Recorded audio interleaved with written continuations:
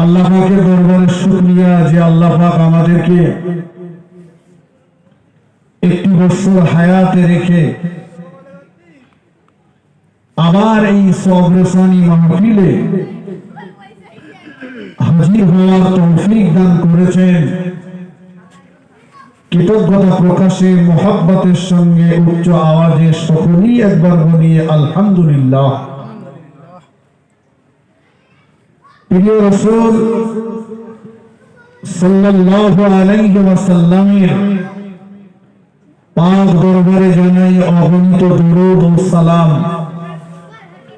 সমাবেত কণ্ঠে সকলেই একবার বলি সাল্লাল্লাহু আলাইহি ওয়াসাল্লাম। বাবা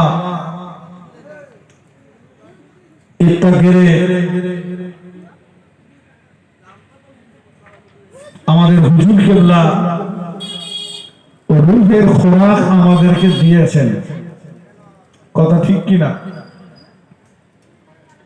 জিকির আল্লাহ পাকের স্মরণ,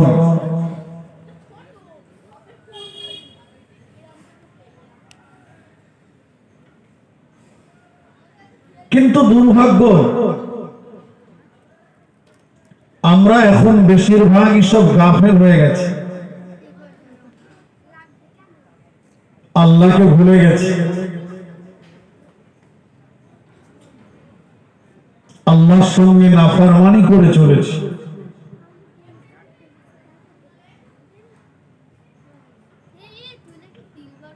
পৃথিবীতে ওই মানুষটাই সফল কামই হয়েছে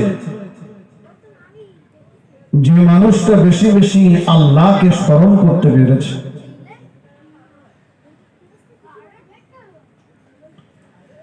দেখুন, মানুষ যখন নাবালক জীবন থেকে সাবালক জীবনে পদার্পণ করে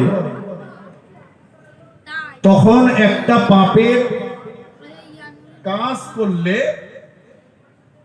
এক একটা পাপ করবার কারণে তার কলবে একটা করে দাগ পড়ে যায়। পাপের সংস্পর্শে গেলে ওই কলব অন্তরটা জং ধরে যায়, মরিচিকা ধরে যায়। লোহা যেমন পানির সংস্পর্শে গেলে লোহাতে জং ধরে, মরিচিকা ধরে, মানুষ ওই রকম পাপের সংস্পর্শে গেলে তার অন্তরে, তার কলবে জং ধরে, মরিচিকা ধরে। রাসূল বলেছে। তো এই জং ছাড়াবে কি করে? সাহাবীরা জিজ্ঞাসা করলেন, ইয়া রাসূলুল্লাহ, হুজুর অন্তরের জং ছাড়াতে গেলে কি করতে হবে? রাসূল পাক সাল্লাল্লাহু আলাইহি ওয়াসাল্লাম বলেছিলেন, কাসরাতু যিকরিল্লাহি ওয়া তিলাওয়াতিল কুরআন। অন্তরের জং যদি তোমরা ছাড়াতে চাও তাহলে কাসরাতু যিকরিল্লাহ, অধিক পরিমাণে তোমরা আল্লাহর জিকির করো, তিলাওয়াতিল কুরআন, এবং আল্লাহ পাকের নিয়ামতে উজমা কালাম কোরআন শরীফ বেশি বেশি তেলাওয়াত করো। আল্লাহর জিকির করলে, কোরআন শরীফ তেলাওয়াত করলে অন্তরের জং, অন্তরের মরিচিকাটা ঝরে যায়। বলুন সুবহানাল্লাহ। জিকির দু প্রকারের, একটা হলো জিকরে লিসানি আর একটা হলো জিকরে কলবি। একটা হচ্ছে জবান দিয়ে আল্লাহ বলা, আর একটা হচ্ছে অন্তরকে আল্লাহ বলিতে উদ্ভাসিত করা। দেখুন, আমি বাংলায় কথা বলি, আমি অভ্যাস করলে ইংরেজিতে কথা বলতে পারবো। অভ্যাস করলে আমি উর্দুতে হিন্দিতে কথা বলতে পারবো, জি। অভ্যাস করলে আমি উড়িয়া ভাষায় তামিলি ভাষাতেও কথা বলতে পারবো। এটা কোনো স্বতন্ত্র ব্যাপার নয়, কিন্তু কঠিন ব্যাপার হলো অন্তরকে আল্লাহ বলি বলানো। ভাই, আমরা অনেকেই দেখেছি কেউ কেউ বাড়িতে পাখি পোষে না? পাখিটা খাঁচার ভিতরে বন্দি করে রেখেছে, মালিক তার পরিচর্যা করে, তাকে খেতে দেয়, তার দিকে লক্ষ্য রাখে।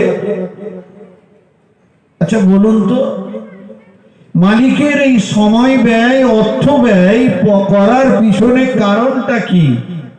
ওই পাখিকে দিয়ে কি সে হাজার হাজার টাকা, লক্ষ লক্ষ টাকা ইনকাম করবে? না।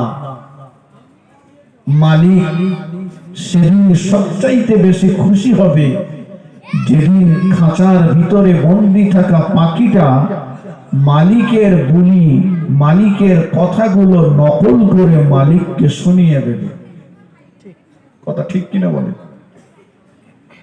যেদিন ওই পাখিটা বুলি পড়তে শিখবে, মালিকের ভাষাটা নকল করে মালিককে শোনাবে, সেদিন মালিক সবচাইতে বেশি খুশি হবে, তাই না? আর এ কারণেই তো অনেকে পাখি পুষে থাকেন। আল্লাহ পাক আমাদের মানব দেহের ভিতরে একটা পাখি দিয়েছে। এই মানব দেহটা হলো একটা খাঁচা।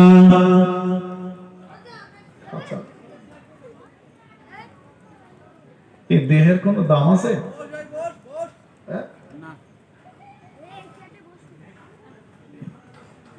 যেদিন এই পাখিটা উড়ে যাবে, সেদিন কিন্তু এ দেহ রেডি, লোক ফেলে দেওয়ার জন্য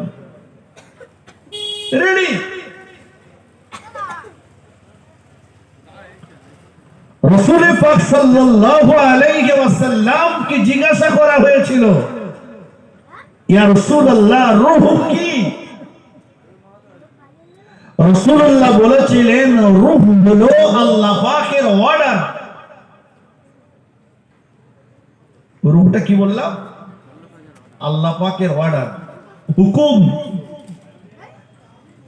বাবু, যেদিন অর্ডারটা প্রত্যাহার করে নেবে, সেদিন সে জিনিসের আর কোনো দাম থাকবে না।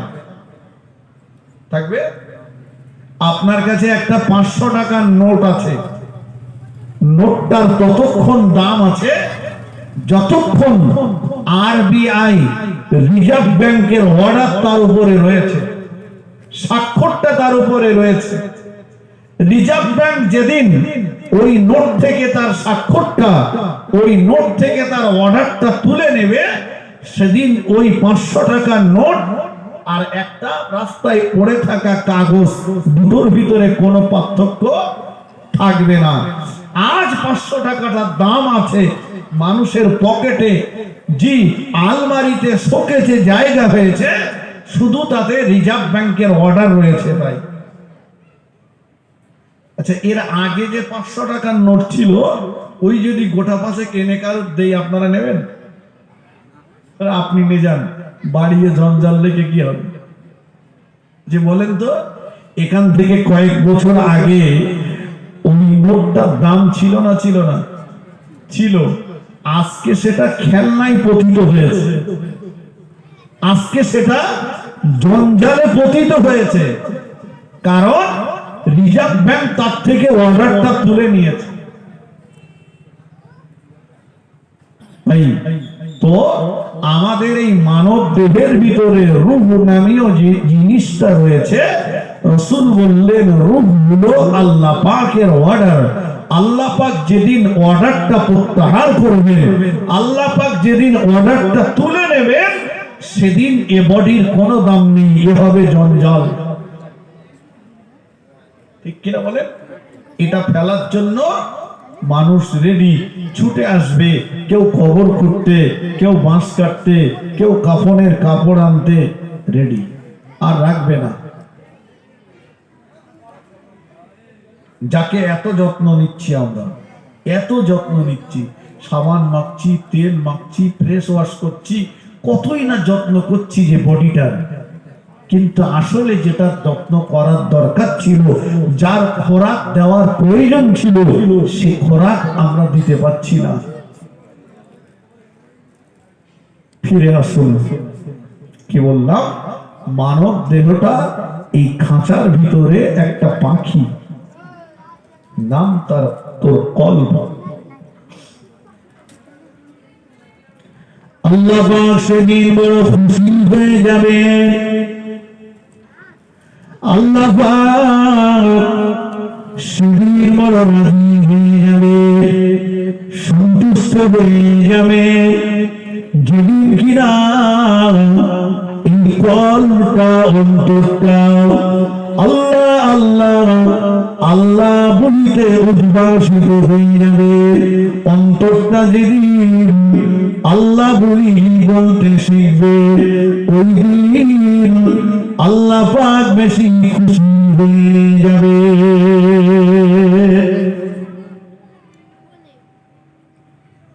আল্লাহ পাক বেশি সবচেয়ে খুশি হয়ে যাবে। বাবা, সেদিন তার আর কোনো ভয় থাকবে না, কোনো চিন্তা থাকবে না, আর ওই লোকটার দ্বারাই পাপের কাজ হওয়াটাও কঠিন হয়ে যাবে। যেদিন অন্তর আল্লাহ বলতে শিখবে, সেদিন অন্তর হবে মেটাল ডিটেক্টর মেশিন। অন্যায় কাজে যাওয়ার আগে অন্তর বাধা দেবে, এ কাজ আমার দ্বারা ঠিক হবে না। কথা বুঝেননি? এয়ারপোর্টে যাবেন কি, আপনি যখন ইন্ডিয়া থেকে বাংলাদেশে যাবেন, বর্ডারে আপনাকে দেখবেন মেশিন দিয়ে চেক করছে কিছু নিয়ে যাচ্ছেন কিনা। এই মেটাল ডিটেক্টর মেশিন আপনার পকেটে একটা সুস, একটা ব্লেড যদি থাকে, ও কিরকির করে আওয়াজ দিয়ে বলবে আছে, আপনি যতই বলেন নেই, ও মেশিন বলে দেবে আছে। জি, অন্তর যেদিন আল্লাহ বলি বলতে শিখবে, সেদিন আমি যখন অন্যায় কাজে যাব, সেদিন অন্তর আমাকে আওয়াজ দিয়ে বলবে, তুমি তো নামাজি, তুমি তো জাকিরিন, তুমি তো রোজাদার, তুমি তো হাজী সাহেব, তুমি তো মুসলমান, তোমার দ্বারাই এ কাজ সম্ভব না।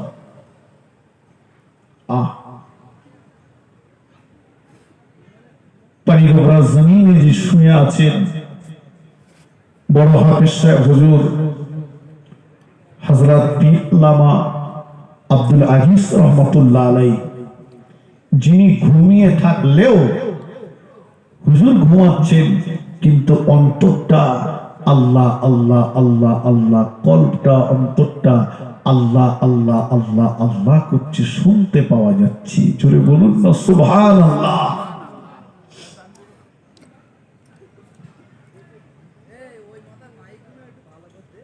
অন্তর যেদিন আল্লাহ বলিতে উদ্ভাসিত হয়ে যাবে, সেদিন আমি যা কিছু করি না কেন, আমার জবান দিয়ে প্রথম আল্লাহ শব্দটা বার হয়ে যাবে।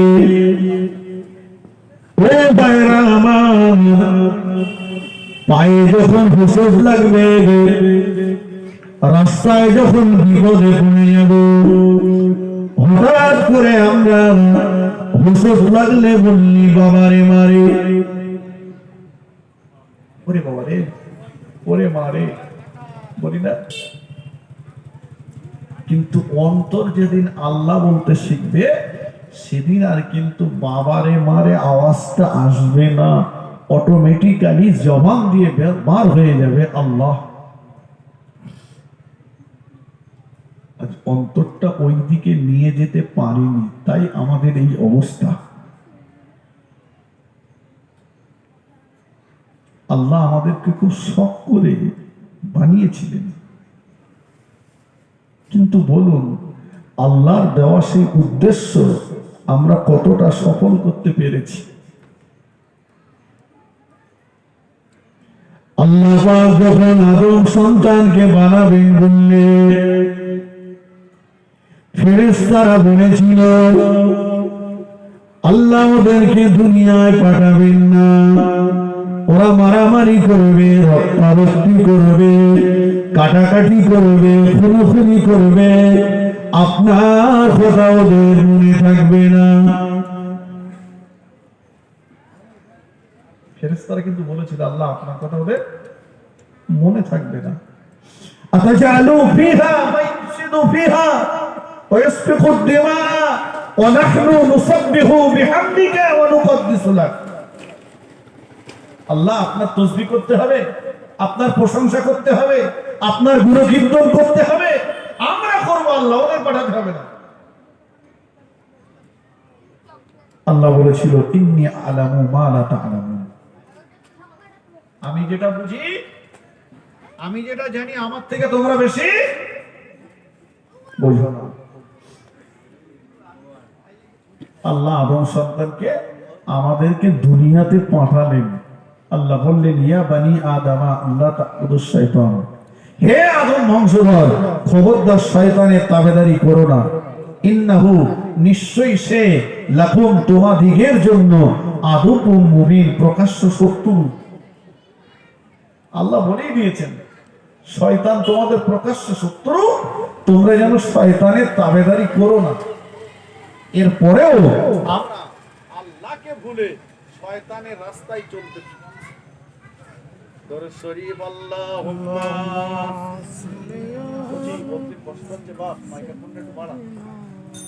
খুব মোহাব্বতে আল্লাহুম্মা সাল্লি আলা,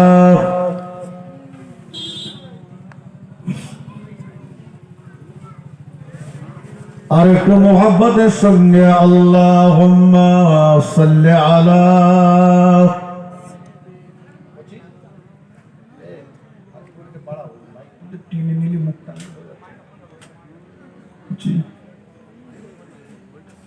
আসুন, যে কথা বলছিলাম, অন্তরকে আল্লাহ বলি বলাতে শেখাই, অন্তরটাকে ঠিক করি। আল্লাহ নবী হাদিস শরীফের ভিতরে জানিয়ে দিলেন, ও আমার সাহাবীরা, আলা ইন্না ফিল জাসাদি মুদগাতান ইযা সালুহাত সালুহাল জাসাদু কুল্লুহু ওয়া ইযা ফাসাদাল ফাসাদাল জাসাদু কুল্লুহু আলা ওয়াহিয়াল কলব। আল্লাহ রাসূল বললেন, ও আমার সাহাবীরা শোনো, আল্লাহ নবী বলেছিলেন, ও আমার সাহাবীরা, দেখতে তোমার যত সুন্দর তুমি হও না কেন, তামাম পৃথিবীর মানুষ তোমার রূপ দেখে প্রেম করতে পারে, পৃথিবীর মানুষ তোমার রূপে মুগ্ধ হতে পারে, পৃথিবীর মানুষেরা তোমার রূপে তারিফ করতে পারে। আমি রাসূলুল্লাহ জানিয়ে দিলাম, আল্লাহ পাক তোমার মানব দেহের ভিতরে একটা গোশতের টুকরা দিয়েছেন। এই গোশতের টুকরাটা যদি নাপাক হয়ে যায়, গোশতের টুকরাটা যদি নাপাক হয়ে যায়, দুর্গন্ধ হয়ে যায়, পচে যায়, দেখতে তোমার যত সুন্দর তুমি হও না কেন, অন্তর যদি তোমার পচে যায়, ওই গোশতটা যদি দুর্গন্ধ হয়ে যায়, পৃথিবীর মানুষ তোমায় থেকে প্রেম করলেও আল্লাহ পাকের দরবারে তোমার কোনো মূল্য নাই।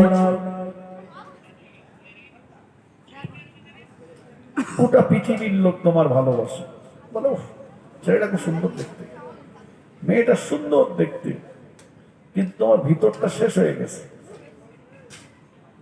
অহংকারে জর্জরিত, হিংসায় জর্জরিত, কথা বুঝেন নেই, গীবত পরনিন্দাতে জর্জরিত।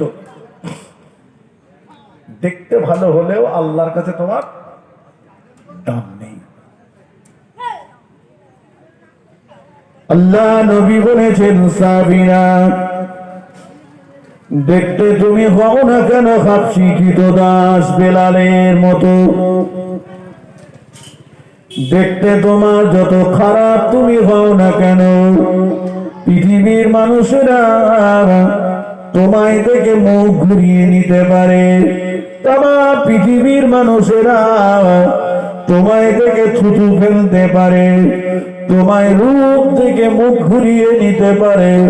আমি আল্লাহ নবী জানিয়ে দিলাম, তোমার ওই মানব দেহের ভিতরে একটা গোস্তের টুকরা আছে, ওই গোস্তের টুকরাটা যদি পাক থাকে, গোস্তের টুকরাটা যদি পবিত্র থাকে, পৃথিবীর মানুষেরা তোমার থেকে মুখ ঘুরিয়ে নিলেও আল্লাহ পাকের দরবারে তুমি হলে সর্বাপেক্ষা ভালো মানুষ। বলুন সুবহানাল্লাহ। তুমি হচ্ছে সর্বাপেক্ষা ভালো। সাহাবীরা বললেন, হুজুর ওই জিনিসটা কি? রাসূল বললেন, আলা ওয়াহিয়াল কলব, ওটা হলো মানুষের অন্তর। ভাই তাহলে বুঝলাম, অন্তর যদি ভালো থাকে, রূপ না থাকলেও আল্লাহর কাছে দাম আছে, আর রূপ থেকে অন্তর যদি খারাপ হয় আল্লাহর কাছে দাম নেই। বিচারটা হবে আল্লাহর কাছে অন্তরের। ইন্নাল্লাহা লা ইয়ানজুরু ইলা সুওয়ারিকুম ওয়ালাকিন ইয়ানজুরু ইলা কুলুবিকুম ওয়া আমালিকুম। আল্লাহ পাক কোন মানুষের বাহ্যিক আবরণটা দেখবেন না, আল্লাহ দেখবেন মানুষের অন্তরটা এবং তার আমলটা।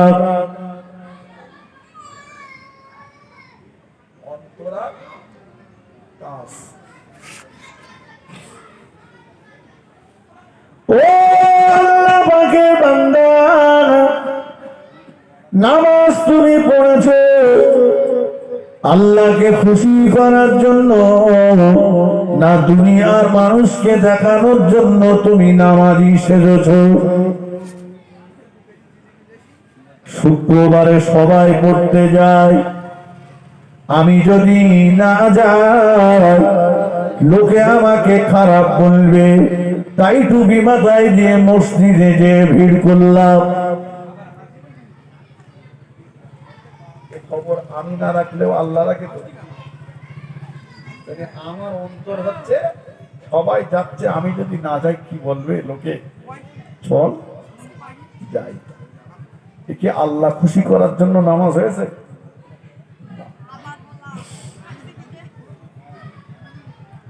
ও আল্লাহ পাকের বান্দা,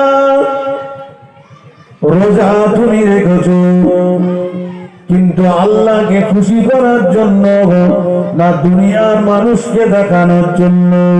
তুমি চিন্তা করলে বাড়িতে সবাই রোজাদার, আমি যদি রোজাই না থাকি আলাদা করে রান্না আমার জন্য হবে না, অতএব তার চাইতে বরঞ্চ ভালো রোজায় থাকা। ও রোজাতে আল্লাহকে খুশি করার জন্য হলো না। ও ভাইরা, হজ আমি করলাম তবে আল্লাহ খুশি করার জন্য না দুনিয়ার মানুষের কাছে হাজি নাম নেওয়ার জন্য। এটা আমি না জানলেও আল্লাহ জানে। আলেম আমি হয়েছি অর্থ উপার্জন করার জন্য, জাতিকে ধোঁকা দেওয়ার জন্য না আল্লাহকে খুশি করার জন্য। ওটা আমি না জানলেও মহান আল্লাহ জানেন। তাই তো নাকি বাবা? কি আল্লাহ দেখবেন? আল্লাহ দেখবেন অন্তরটা এবং কাজটা। জলসা দিচ্ছ, ও পাড়ায় একটা হয়, এ পাড়ায় না হলে খারাপ দেখায়, সেই জন্যে না আল্লাহ খুশি করার জন্য? ওটা আমি না জানলেও আল্লাহ জানেন। বান্দা বান্দির জীবনের সবকিছু হওয়া উচিত কার জন্য? তার জন্য, আল্লাহকে খুশি করার জন্য।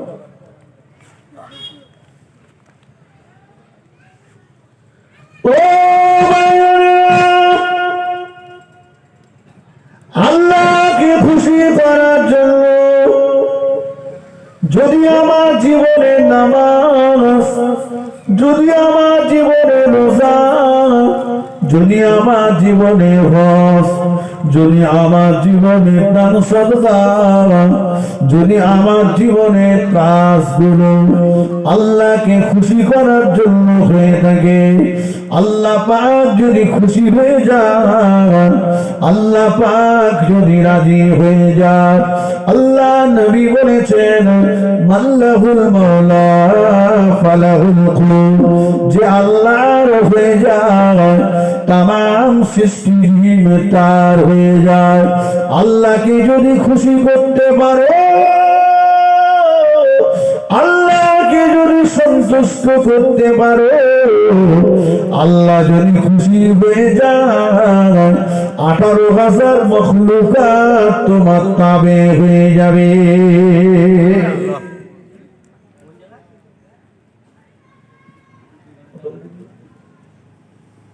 মালিক যদি খুশি হয়, মালের অভাব হবে? হ্যাঁ, আমার পীর মুর্শিদ কেবলা বলতেন, বাবা একদিন ছোট হুজুর পীর কেবলা রহমাতুল্লাহ আলাইহি বললেন, বাবা শোনো, টাকা টাকা টাকা টাকা করছো, একটা কাজ করতে পারবে বাবা?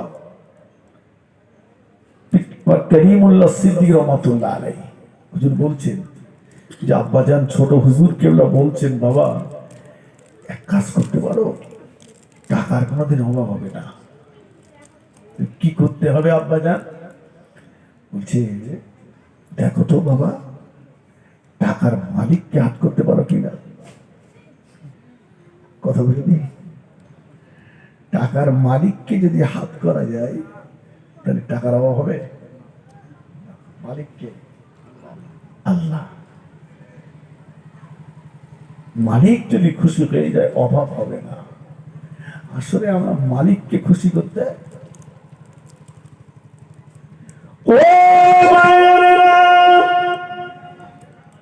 দিল্লির বাদশাহ সম্রাট ঔরঙ্গজেব রহমতুল্লাহ আলাইহি ওনারই জামানার একটা ফকির সারাটা জীবন তার প্রায় কেটে গেল ভিক্ষা করে।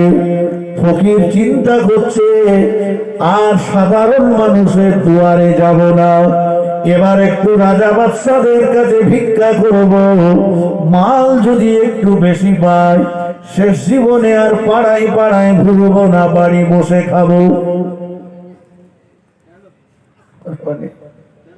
আর কত ঘুরবো, এক নয়ার দুনিয়ার কাজ না, একটু বাদশার দরবারে যাই, মাল যদি বেশি দেয় কদিন অন্তত একটু বসে খাই, ঘুরে ঘুরে আর পারি না। বাদশার দরবারে গেছেন, বাদশার দরবারে যে শুনছেন বাদশা বাড়ি নেই। কোথায়? মসজিদে গেছেন, নামাজে গেছেন। সুবহানাল্লাহ বলে, নামাজে। ও আল্লাহ পাকের ফকির বান্দা টুকটুক টুকটুক করে মসজিদে চলে গেলেন। মসজিদে যে মসজিদের কোটের কাছে দাঁড়িয়ে দাঁড়িয়ে দেখতে পেলে দিল্লির বাদশাহ সম্রাট ঔরঙ্গজেব রহমতুল্লাহ আলাইহি দুটো হাত তুলে অজন্মনে কাঁদছে, দুটো হাত তুলে অজন্মনে কাকুতি মিনতি করে দোয়া চাইছেন, কাঁদছেন। ফকির বেটা পিছনে দাঁড়িয়ে দাঁড়িয়ে সম্রাট ঔরঙ্গজেব রহমতুল্লাহ আলাইহির কান্না থেকে হতবাক হয়ে গেলে বেটা ফকির ভিতরে আর না ঢুকে বাইরে চলে আসছে। একজনের সঙ্গে দেখা হয়ে গেল। ফকির সাহেব কোথায় গিয়েছিলেন? দিল্লির বাদশাহ সম্রাট ঔরঙ্গজেবের কাছে গিয়েছিলাম কিছু সাহায্য নেওয়ার জন্য। কিন্তু কেন ফিরে যাচ্ছেন বাবা? ফকির সাহেব বলল, নাও নিয়াত ঘুরিয়ে নিলাম, নিয়তটা পাল্টে নিলাম। দুনিয়ার মানুষের কাছে কোনোদিন আর কিছু চাইব না। ও আল্লাহ পাকের বান্দা, আমি ফকির, আমি ফকির। মানুষের দুয়ারে যে একটা একটা একটা করে হাত পাতি, কিন্তু আজকে দিনে যে দেখলাম দিল্লির বাদশাহ সম্রাট ঔরঙ্গজেব রহমাতুল্লাহ আলাইহি আমার চাইতেও বড় ভিখারি, তিনি একটা না দুটো হাত তুলে কার কাছে কাকুতি মিনতি করছে। নিয়ত পাল্টে নিলাম। ও আল্লাহ পাকের বান্দা, আর দুনিয়ার মানুষের কাছে চাইব না। সম্রাট স্বয়ং নিজে যার কাছে চাইছে, আজ থেকে আমি ডাইরেক্ট তানার কাছে চাইব।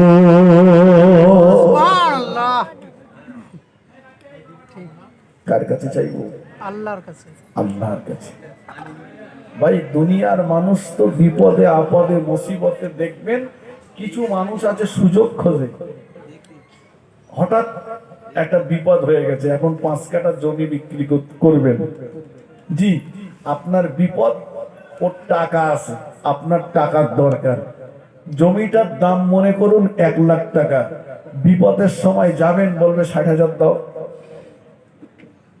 কথা বোঝেননি? ও বলবে 60,000 দাও। বলবে যে বাবা তোর বিপদ, এখন তুই এক কাজ কর, 1 লাখ টাকা দাম, তার 10,000 বেশি দিচ্ছি। এ বলার মানুষের সংখ্যা নয়, খুব কম। কি বলেন? এরা তো সুযোগ খোঁজে, বেশিরভাগ সুযোগ সংসারী। অতএব চাও, বলো, আল্লাহর কাছে চাও, আল্লাহর কাছে বলো, আল্লাহকে খুশি করো। কোথায় যাচ্ছ? বিপদ মুসিবত রোগ শোক এ তো আল্লাহ দিয়েছেন। কোথায় যাচ্ছ? আল্লাহ নিজেই বলেছে, ও আল্লাহ পাকের বান্দা বান্দীরা, আল্লাহ পাক কোরআন পাকে জানিয়ে দিয়েছে, ওয়ালানাবলুওয়ান্নাকুম বিশাইইন মিনাল খাউফ।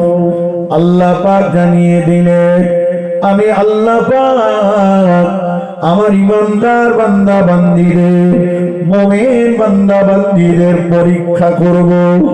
আল্লাহ পাক জানালেন, ও আমার ইমানদার বান্দা বান্দীরা, আমি আল্লাহ পরীক্ষা করব তোমাদের।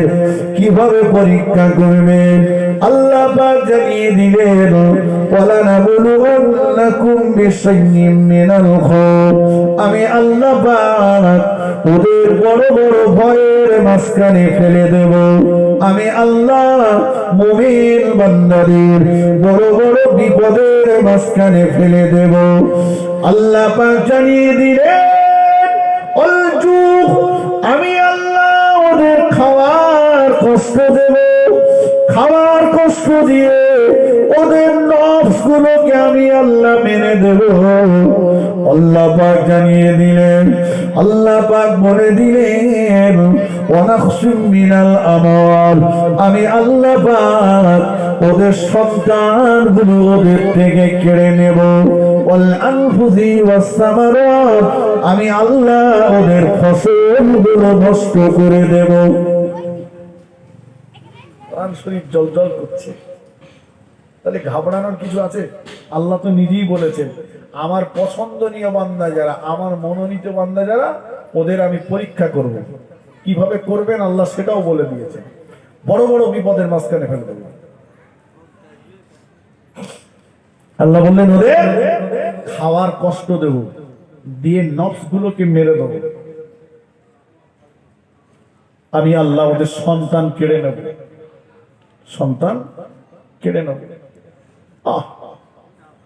দেখেন আল্লাহর ওলি মাহবুব বান্দাদের জীবন ইতিহাস গুলো লক্ষ্য করে দেখেন, জীবনে তাদের কত শোক, কত কষ্ট, কত ব্যথা, কত যন্ত্রণা পেয়েছেন তারা। আল্লাহ তাদের পরীক্ষা করেছেন। জি, আল্লাহ বললেন সন্তান কেড়ে নেব, পরে আল্লাহ বললেন ওদের ফসল নষ্ট করে দেব। বান্দা বান্দি দেখি এর পরেও বান্দা ধৈর্য ধরে কিনা, সবর করে কিনা। বান্দা বিপদে পড়ে, বান্দা খাওয়ার কষ্ট পেটে নিয়ে, বান্দা সন্তান হারানোর যন্ত্রণা বুকে নিয়ে, বান্দা ফসল নষ্ট করার মতো মুসিবতকে সঙ্গে নিয়ে বান্দা যদি ধৈর্য ধরে বলতে পারে, কলু, ওরা যদি বলে ইন্না লিল্লাহি ওয়া ইন্না ইলাইহি রাজিউন, যা কিছু পেয়েছিলাম আল্লাহ তোমার কাছ থেকেই পেয়েছিলাম, যেটা গেছে আল্লাহ তোমার কাছেই চলে গেছে। বান্দা যদি জবাব দিয়ে কথাটা স্বীকার করে, ও যা হারিয়েছে আমি আল্লাহ তার ডবল ওকে দিয়ে দেবো। একটু মন খুলে বলে। জি, কিন্তু আমরা ওই বিপদে মুসিবতে পড়ে ধৈর্য হারা হয়ে যাই। কথা ঠিক কিনা বলে? ধৈর্য হারা হয়ে যায় আমরা বিপদে মুসিবতে পড়ে, আমরা তখন অন্যমুখী হয়ে যাই। না, এটা আমাদের মনে রাখতে হবে। বিপদ দিয়েছেন আল্লাহ, উদ্ধার করবেন ও আল্লাহ। ঠিক আছে। ও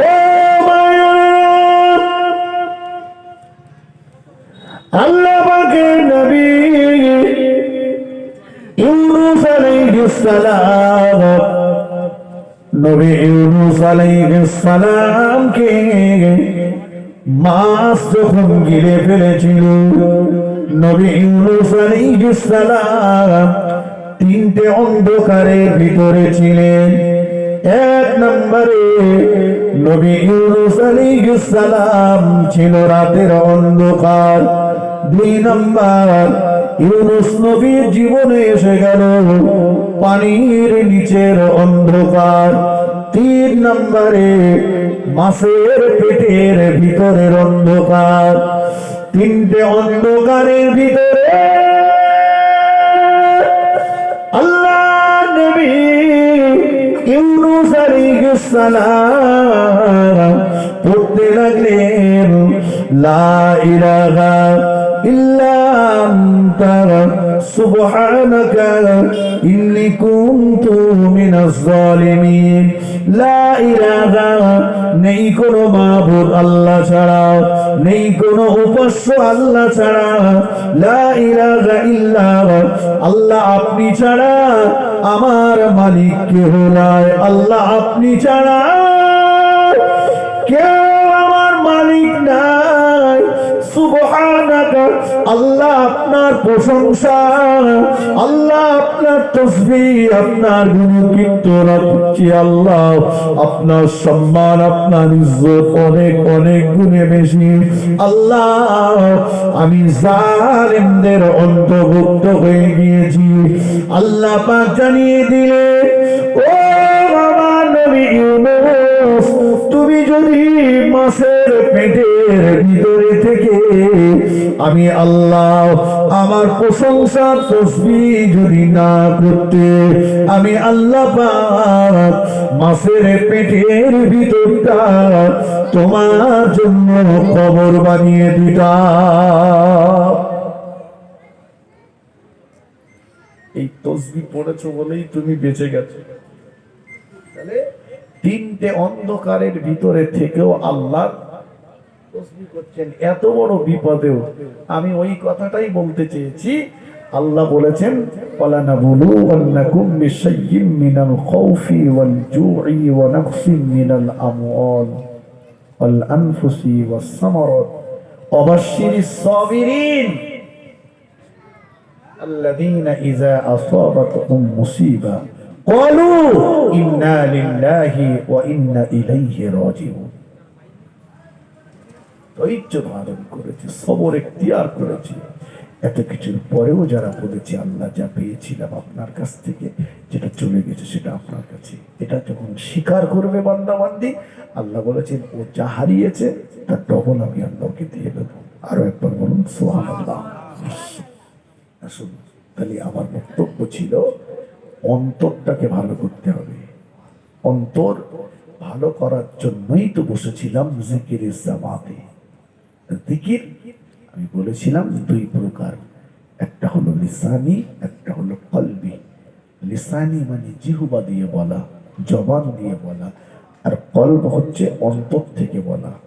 যেদিন অন্তর বলবে আল্লাহ, সেদিন দাড়ি পাল্লার ওজনে কম আমি দেব না। অন্তর যেদিন আল্লাহ বলবে, সেদিন আল এক বিন্দু বেশি ছেটে নেব না।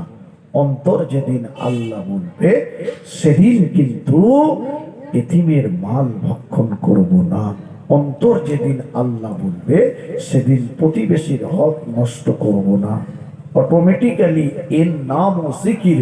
দাড়ি পাল্লায় মাল ওজন দেওয়ার সময় মনে হবে কেউ না দেখলেও আল্লাহ দেখছে।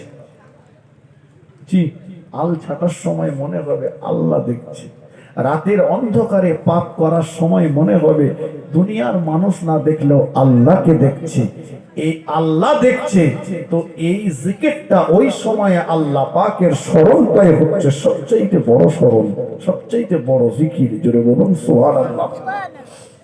এই জিকিরটা হচ্ছে না, কারণ এই জিকিরটা হচ্ছে এই জন্যেই আমাদের অন্তরকে আমরা সেই জায়গাটাই নিয়ে যেতে পারিনি, দুনিয়ামুখী হয়ে গেছে, দুনিয়ামুখী। আল্লাহ পাকে মাহবুব বান্দা হযরত বাইজিদ মুস্তামি রাহমাতুল্লাহ আলাইহি হুজুর একদিন ওনার মুরিদের বাড়িতে চলে গেলেন, যে দেখেন হুজুরের মুরিদ একটা পাখি পুষেছে।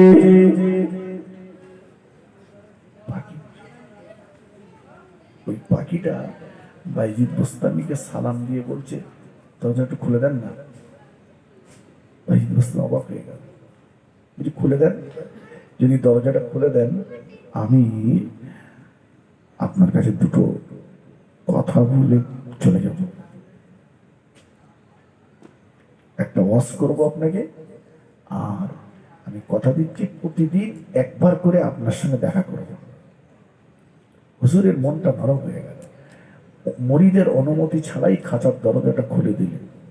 পাখিটা বেরিয়ে এসেই বলল, শুনুন, প্রথম বলেছিলাম আপনাকে একটা ওয়াজ করব, ওয়াজটা করে যাচ্ছি, আর যে কথাটা দিয়েছি প্রতিদিন একবার করে দেখা করব, করে যাব আমি। ওয়াজটা শোনেন। জি, পাখিটা বলেছিল, আল্লাহর ওলি, ও আল্লাহ আমাকে মাহবুব বান্দা বাইজিদ বুস্তামি হুজুর শুনে রাখো, আমি পাখি সর্বদা আল্লাহ পাকে জিকির করতাম। আমি পাখি সর্বদাই আল্লাহ পাককে স্মরণ করতাম, আল্লাহ পাকের জিকির করতাম। ও আল্লাহর ওলি, একদিন আমার সামনে অনেকটা খাবার এসে গেল। একদিন আমার সামনে অনেকটা খাবার আমি পেয়ে গেলাম। ওই খাবার গুলো একসঙ্গে পেয়ে আমি আমার মালিক আল্লাহ পাককে ভুলে গিয়েছিলাম। আল্লাহ পাককে স্মরণ না রেখে দুনিয়ার খাবার খেতে মত্ত হয়ে গিয়েছিলাম। ও আল্লাহ পাকে মাহবুব বান্দা, যেদিন আমি আমার আল্লাহ পাককে ভুলে দুনিয়ার খাবারে মত্ত হয়ে গিয়েছিলাম, সেই দিন আপনার মুরিদ পিছন দিক থেকে এসে আমাকে ধরে এই খাঁচার ভিতরে বন্দী করে দিয়েছিল। ও আল্লাহ পাকের বান্দা, ও আল্লাহ পাকের মাহবুব বান্দা বাইজিদ বুস্তামি হুজুর শুনে সব সময় আপনি আমার আল্লাহ পাককে ইয়াদে রাখবেন, আল্লাহ পাককে স্মরণে রাখবেন, আল্লাহ পাকের জিকিরে মত্ত থাকবেন, আল্লাহ পাকের জিকিরে লিপ্ত থাকবেন, সর্ব জায়গাতে আল্লাহকে ইয়াদে রাখবেন। ইবলিস শয়তান আপনার কোনো ক্ষতি করতে পারবে না। ও আল্লাহ পাকে মাহবুব বান্দা, যদি আপনি আল্লাহকে ভুলে গিয়ে দুনিয়ার লোক লালসায় মত্ত হয়ে যান, দুনিয়ার দুতলা বাড়ি পেয়েছেন, আল্লাহ ভুলে গিয়েছেন, মসজিদ ভুলে গিয়েছেন, নামাজ ভুলে গিয়েছেন, হারাম হালাল ভুলে গিয়েছেন, দুনিয়ায় জমির মালিক হয়েছেন, আল্লাহকে ভুলে গিয়েছেন, হারাম হালাল ভুলে গিয়েছেন, ন্যায় সত্যটাকে ভুলে গিয়েছেন। ও আল্লাহ পাকে বান্দা, দুনিয়ায় গাড়ির মালিক হয়েছে, সম্পদের মালিক হয়েছেন, আল্লাহকে ভুলে গিয়েছে, অর্থের গরম এসে গিয়েছে আপনার ভিতরে, অর্থের বড়াই এসে গিয়েছে আপনার ভিতরে, আল্লাহকে ভুলে গিয়েছিলেন। মনে রাখুন, ওই ছোট্ট পাখিটা বাইজের গোস্তামি হুজুরকে বলে গিয়েছিল, হুজুর যেদিন দুনিয়া ভুলে আল্লাহকে স্মরণে রাখবেন, শয়তান আপনার ক্ষতি করতে পারবে না। আর যেদিন আল্লাহকে ভুলে দুনিয়ার আখরে ধরবেন, ইবলিস শয়তান আপনাকে ধরে জাহান্নামের খাঁচায় বন্দী করে দেবে। আমি যখন দুনিয়ার খাবার খেতে মত্ত হয়েছি, আল্লাহকে ভুলে আপনার মুড়ি নামাজ ধরে খাঁচায় তুলে দিয়েছি। আর আপনি যদি আল্লাহকে ভুলে যান, শয়তান ধরে জাহান্নামের খাঁচায় বন্দী করে দেবে। বাবু, আজকে দেখুন, বিপদে পড়লেই আল্লাহ, রোগ শোক বালা মুসিবত যখন এসছে, ব্যবসায় লস হয়ে গেছে, এখন মসজিদে ঘন ঘন যাচ্ছে, আল্লাহ বিল্লাহ করতেছে। আর যখন টাকা কাছে ছিল, আল্লাহর নাম নেই, শুধু উড়িয়ে বেরিয়েছে। ছোট হুজুর কেবলা বলতেন, দে ধন বোঝে মন, কেড়ে নিতে কতক্ষণ। ঠিক কিনা বলেন? আল্লাহ পরীক্ষা করেন, দিয়ে দেখেন, বান্দা তুই রাখতে পারবি, আমি দিয়েছি দেখ। অনেকে আফসোস করে, ওর এত দেশে আমার হয় না। কি আছে? আল্লাহ আপনার জন্য যেটা পছন্দ করেছেন, আমার জন্য যেটা পছন্দ করেছেন, আল্লাহ যেটা নসিবে বরাদ্দ রেখেছেন, তার এক বিন্দু বেশি কম হবে বাবা? হবে না। আরে যেদিন আমি 4 মাস মায়ের পেটে, সেদিন আমার কপালে লেখা হয়ে গেছে, কবে আসবো কবে যাব। দুটো কথা, কবে আসবো কবে যাব। দুনিয়ায় কত টাকা উপার্জন করব আর কতটা ভোগ দখল করতে পারবো। এখন যদি মনে করেন যে মেম্বার যখন বলেছে বউটারও নেজায় মিটিং, তাহলে ঘন্টা পাবো কোনি? তকদিরে যেটা লেখা আছে, সে তকদিরটাকে আপনি মানলেন কোথায়? কথা ঠিক কিনা বলেন? আপনার তকদিরে যদি ঘর থাকে, পাবেন না পাবেন না? পাবেন। ভাবেনি না নিয়ে গেলেও পাবেন, আর যদি না লেখা না থাকে পাবেন না, নিয়ে গেলেও পাবেন না। বরঞ্চ আল্লাহর হুকুমকে লঙ্ঘন করলেন, আল্লাহ বলে তুই যা ঘর নিয়ে আয়, ও ঘরে তো সুতি দেবো না। আল্লাহ পারে না? পারে না। আল্লাহ বলে ও ঘরে তো সুতি দেবো না। যে কদিন বাঁচবি হসপিটালে শুবি আর কবরে শুবি। হসপিটাল আর ওখান থেকে যে কবর, তোর হবে না। দেখবেন অনেকে হেঁটে হেঁটে বিরাট হাঁটতেছে, মাল কিছু জোগাড় করেছে। আল্লাহ বলে এ দেখবে, আল্লাহ কিছু কিছু বান্দাদের দেখায়, বান্দা দেখ আমি আল্লাহ আমার কুদরতি লীলা, আমার কুদরতি খেলাটা দেখ। এ বান্দা খুব চাইছিল, খুব আগ্রহ করে দিয়েছি, দিয়ে আল্লাহ বলে খাটে যেন শুবি নেই, তুই রাত্রে শুয়ে পড়ে বলে খাট দেখ, তবে তো শুবি দেবো না। এই মেজে শো, শক্ত জায়গায় শো। আল্লাহ কোমরে ব্যথা দিয়েছে, স্পন্ডোলাইসিস। ও খাটের নরম গদিতে একটু শোবে, মাল করি রয়েছে, শোয়ার লাইন নেই। একটু ভালো মন্দ খাবে, আল্লাহ বলে খাস নেই। দুটো রুটি খা, 50 গ্রাম চালের ভাত খা। কথা ঠিক কিনা বলে? অন্য মানুষ নেবেন না, একটু পরীক্ষা। জি, আবার দেখেন কত লোক মাটির কাজ করছে, ভ্যান চালাচ্ছে, ও সুটান সব মেরে দিচ্ছে, কিচ্ছু অসুবিধা নেই। ওর টাকা নেই, ও শামটা কলে খেয়ে যাচ্ছে। বাবাজি, মালিককে খুশি করুন, মালিককে সন্তুষ্ট করুন। ছোট হুজুর কেবলা দরবারে একজন মানুষ থাকতেন, নাম তার মস্তানজি। কি নাম বললাম? মস্তানজি। ইসালে সাহেব 3 দিন আজান দিতেন। তো ছোট হুজুর কেবলা একদিন বলছেন, বাবা মস্তানজি যাও বাড়ি থেকে বিদায় আদায় নিয়ে এসো, হজে দিতে হবে, নিয়ত করো।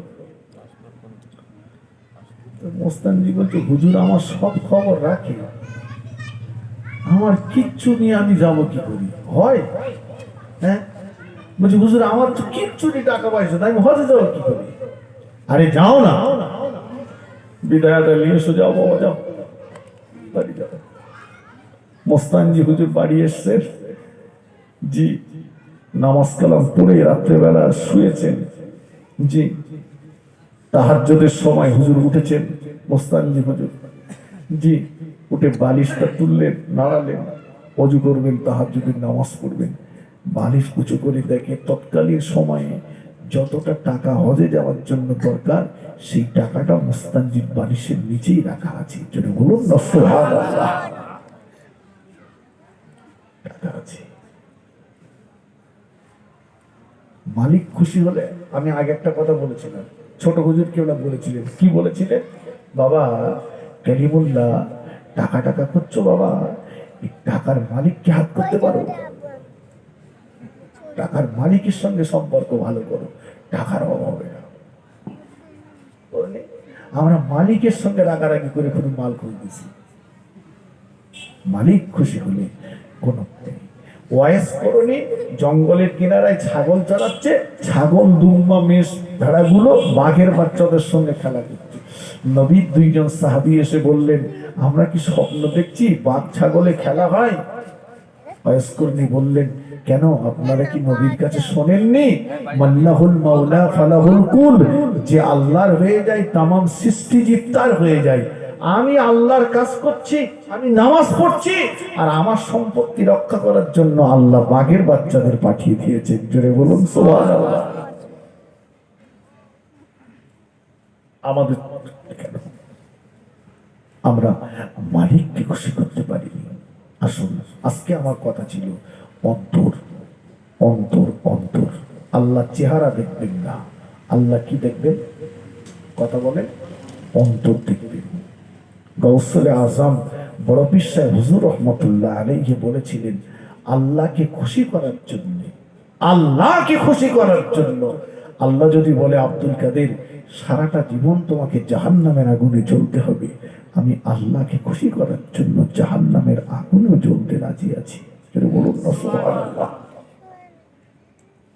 আল্লাহ যাতে খুশি আমি সে কাজ করব, আল্লাহ যাতে নারাজ সে কাজ আমি করব না। আল্লাহ অন্তর দেখবেন, চেহারা দেখবেন না। আল্লাহ নবীর একজন সাহাবী, ওই সাহাবীর নাম হলো হযরত আসওয়াদ রাদিয়াল্লাহু তাআলা আনহু, যার ডাক নাম ছিল গোলাবুল আরব, আরবের ডাকাত। আল্লাহ নবীর ওই সাহাবীর চেহারাটা ছিল বড় কালো, দেখতে বড় কালো ছিল। নবী সাহাবী আসওয়াদ রাদিয়াল্লাহু তাআলা আনহু আল্লাহ নবীর দরবারে একদিন মনটা মলিন করে বসে আছেন। দয়ার নবী বললেন, ও বাবা আসওয়াদ, মনটা কেন এমন মলিন করে বসে আছো? আসওয়াদ রাদিয়াল্লাহু তাআলা আনহু বলেন, নাম আমার গোলাবুল আরব বলে সবাই ডাকে, দেখতে আমি কালো, আরবের ডাকা জামাই বলেন আমি আপনাকে বড় মহব্বত করি, ভালোবাসি, কিন্তু আপনি যে নূরের জবানে জানিয়ে দিয়েছেন আন-নিকাহু মিন সুন্নতি ফামান রাগিবা আন সুন্নতি ফালাইসা মিন্নি। আল্লাহ নবী বলেছেন বিয়ে করা হলো আমার সুন্নাত। যে মানুষটা সাধ্য সামর্থ্য থাকবার পরেও বিয়ে করলো না সে আমার দলভুক্ত নয়। ও দয়ার নবী, আমি আসওয়াদ, আমি এখনো আপনার ওই সুন্নাতটা পালন করতে পারলাম না। দয়ার নবী বললেন, ও বাবা আসওয়াদ, কেন পালন করতে পারলে না? আসওয়াদ রাদিয়াল্লাহু তাআলা আনহু বলেছিলেন, ইয়া রাসূলুল্লাহ, ইয়া হাবিবাল্লাহ, দেখতে আমায় খারাপ, চেহারাটা আমার কালো, আরবের ডালকা আমাকে বলা হয়। ও দয়ার নবী, মদিনার কোন মেয়েরাও তার জীবন সঙ্গিনী আমাকে বানাতে চায় না। মদিনার কোন মেয়েরাও স্বামী হিসাবে আমাকে গ্রহণ করে না, কেউ আমাকে পছন্দ করে না। দয়ার নবীর মনটা মলিন হয়ে গেল। ও বাবা আসওয়াদ, ও বাবা আসওয়াদ, আমি রাসূলুল্লাহ, আল্লাহ পাক আমাকে দুনিয়ার জমিনে পাঠিয়ে দিয়েছেন সাদা আর কালোর পার্থক্য করার জন্য নয়। আমি রাসূলুল্লাহকে আল্লাহ পাক সাদা কালোর ভেদাভেদ দূর করার জন্য দুনিয়ার জমিনে পাঠিয়েছেন।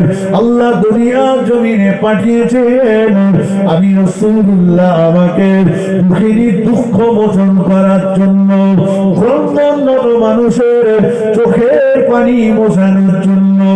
ও বাবা আসওয়াদ, বিয়ে তোমার হলো না বাবা, কেউ তোমাকে বিয়ে করতে চায় না বাবা। দয়ার নবী সঙ্গে সঙ্গে একজন সাহাবীকে বললেন, ও সাহাবী, জামানা সুন্দরী হুরে মদিনা, মদিনা সুন্দরী আব্বার কাছে একটা চিঠি লিখে দাও, আমি মদিনা সুন্দরী জন্য আমার সাহাবী আসওয়াদকে নির্বাচন করলাম। রাসূলুল্লাহ সাহাবী চিঠি লিখে দিলেন। আল্লাহ নবী ওই চিঠিতে একটা আংটির স্থান লাগিয়ে দিলেন। ও সাহাবী আসওয়াদ, চলে যাও নূরে মদিনার আব্বার কাছে, চলে যাও নূরে মদিনার আব্বার কাছে, যে বলো আপনার মেয়ের জন্য রাসূলুল্লাহ আমাকে পাত্র নির্বাচন করে পাঠিয়েছেন। বলুন সুবহানাল্লাহ।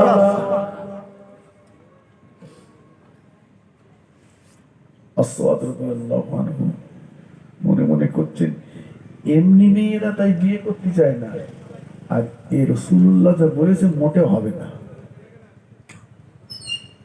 বুঝতে পারলি? সাধারণ মেয়ে তাই করে না, আর রাসূল ঠিক করেছেন মদিনার সুন্দরী। ও আমার মতো কালো দেখলি নেবে? এখন তো আগে থেকে সব চয়েস হচ্ছে, এখন এই জামানায় কথা ঠিক কিনা বলেন না, চয়েস হচ্ছে। হঠাৎ করে মেয়ে বিয়ে হলো, একবার গেল, ফিরে এসে বলছে আর যাবো না। দাদা দাদি বলছে হ্যাঁ যাবি না কেন? ভাবিরা জিজ্ঞেস করতে যাবি না কেন? বলছে আমার পছন্দ না। সংসারটা আগুন ধরে গেল, হচ্ছে না হচ্ছে না হচ্ছে না। চিন্তা করতে পারেন, পছন্দ না। কত সংসার আছে,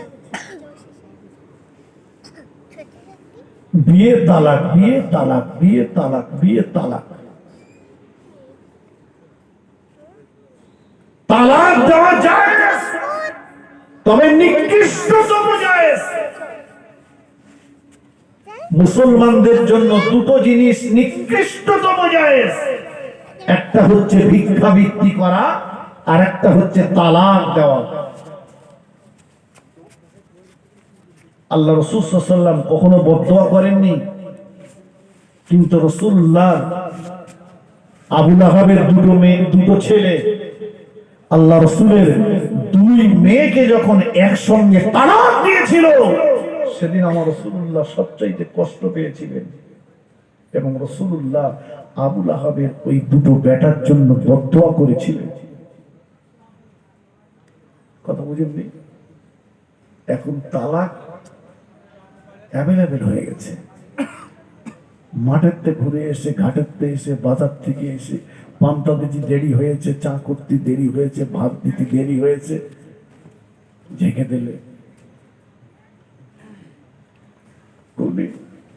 ঝেঁকে দিচ্ছে একেবারে এককে তুমি 22 তালাক মেরে দিচ্ছে। বলে তুই তালাক, তোর বাপ তালাক, তোর মা তালাক, গোষ্ঠী শুধু সব তালাক। এত রাগা রেগে গেছে, বিয়ে করেছে বৌরি, তালাক দিচ্ছে শাশুড়ি। আবার কত বলতেছে ও রাগের পর দিয়ে ফেলেছি, মাথা ঠান্ডা হয়ে গেলে তুই আবার লবো। ওইভাবে নিয়ে সংসার করছে। কত বুঝলি চালাচ্ছে। হ্যাঁ, কবরে যাও, লাশ যাওয়ার আগে কি যাই বলেন দিন?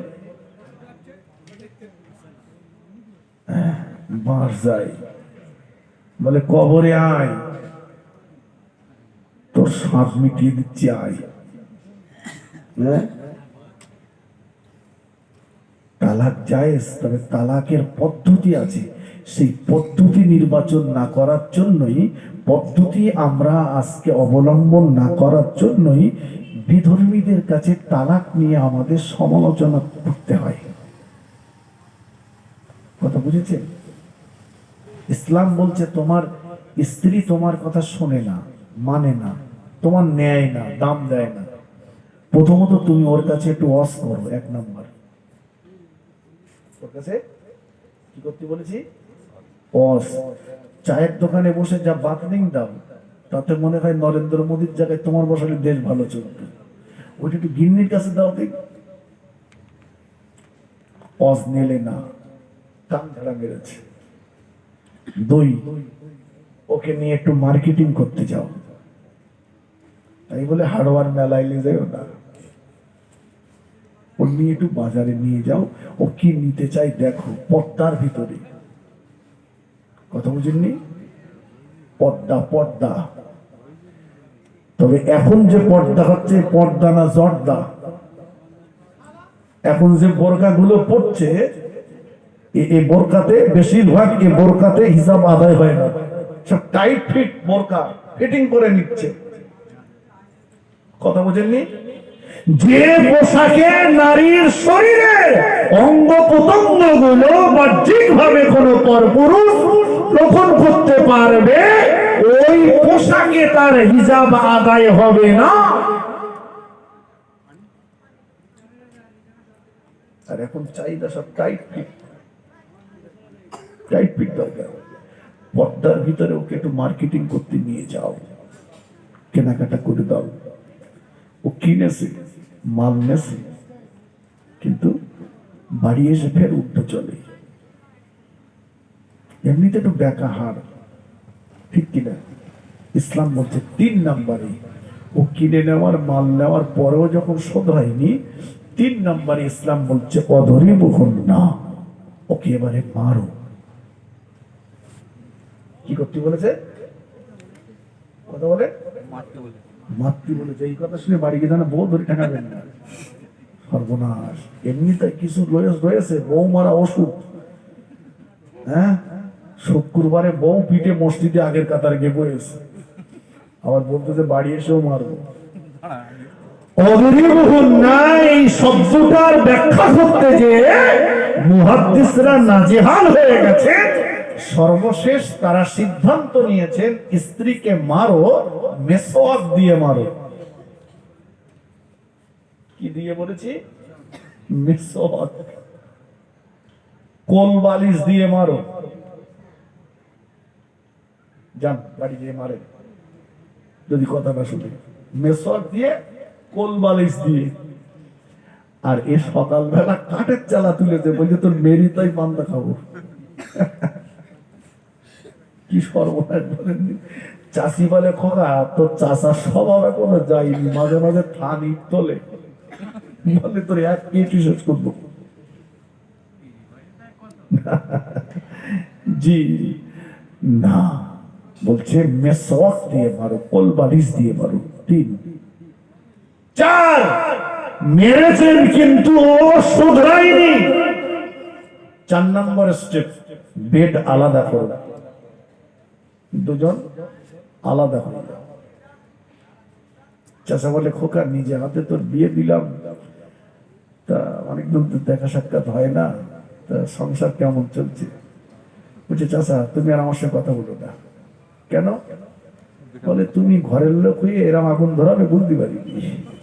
কেন খোকা? চাচা তুমি দেখে দেখে এরম জিনিস আমার ঘরে তুলে দিতে পারলে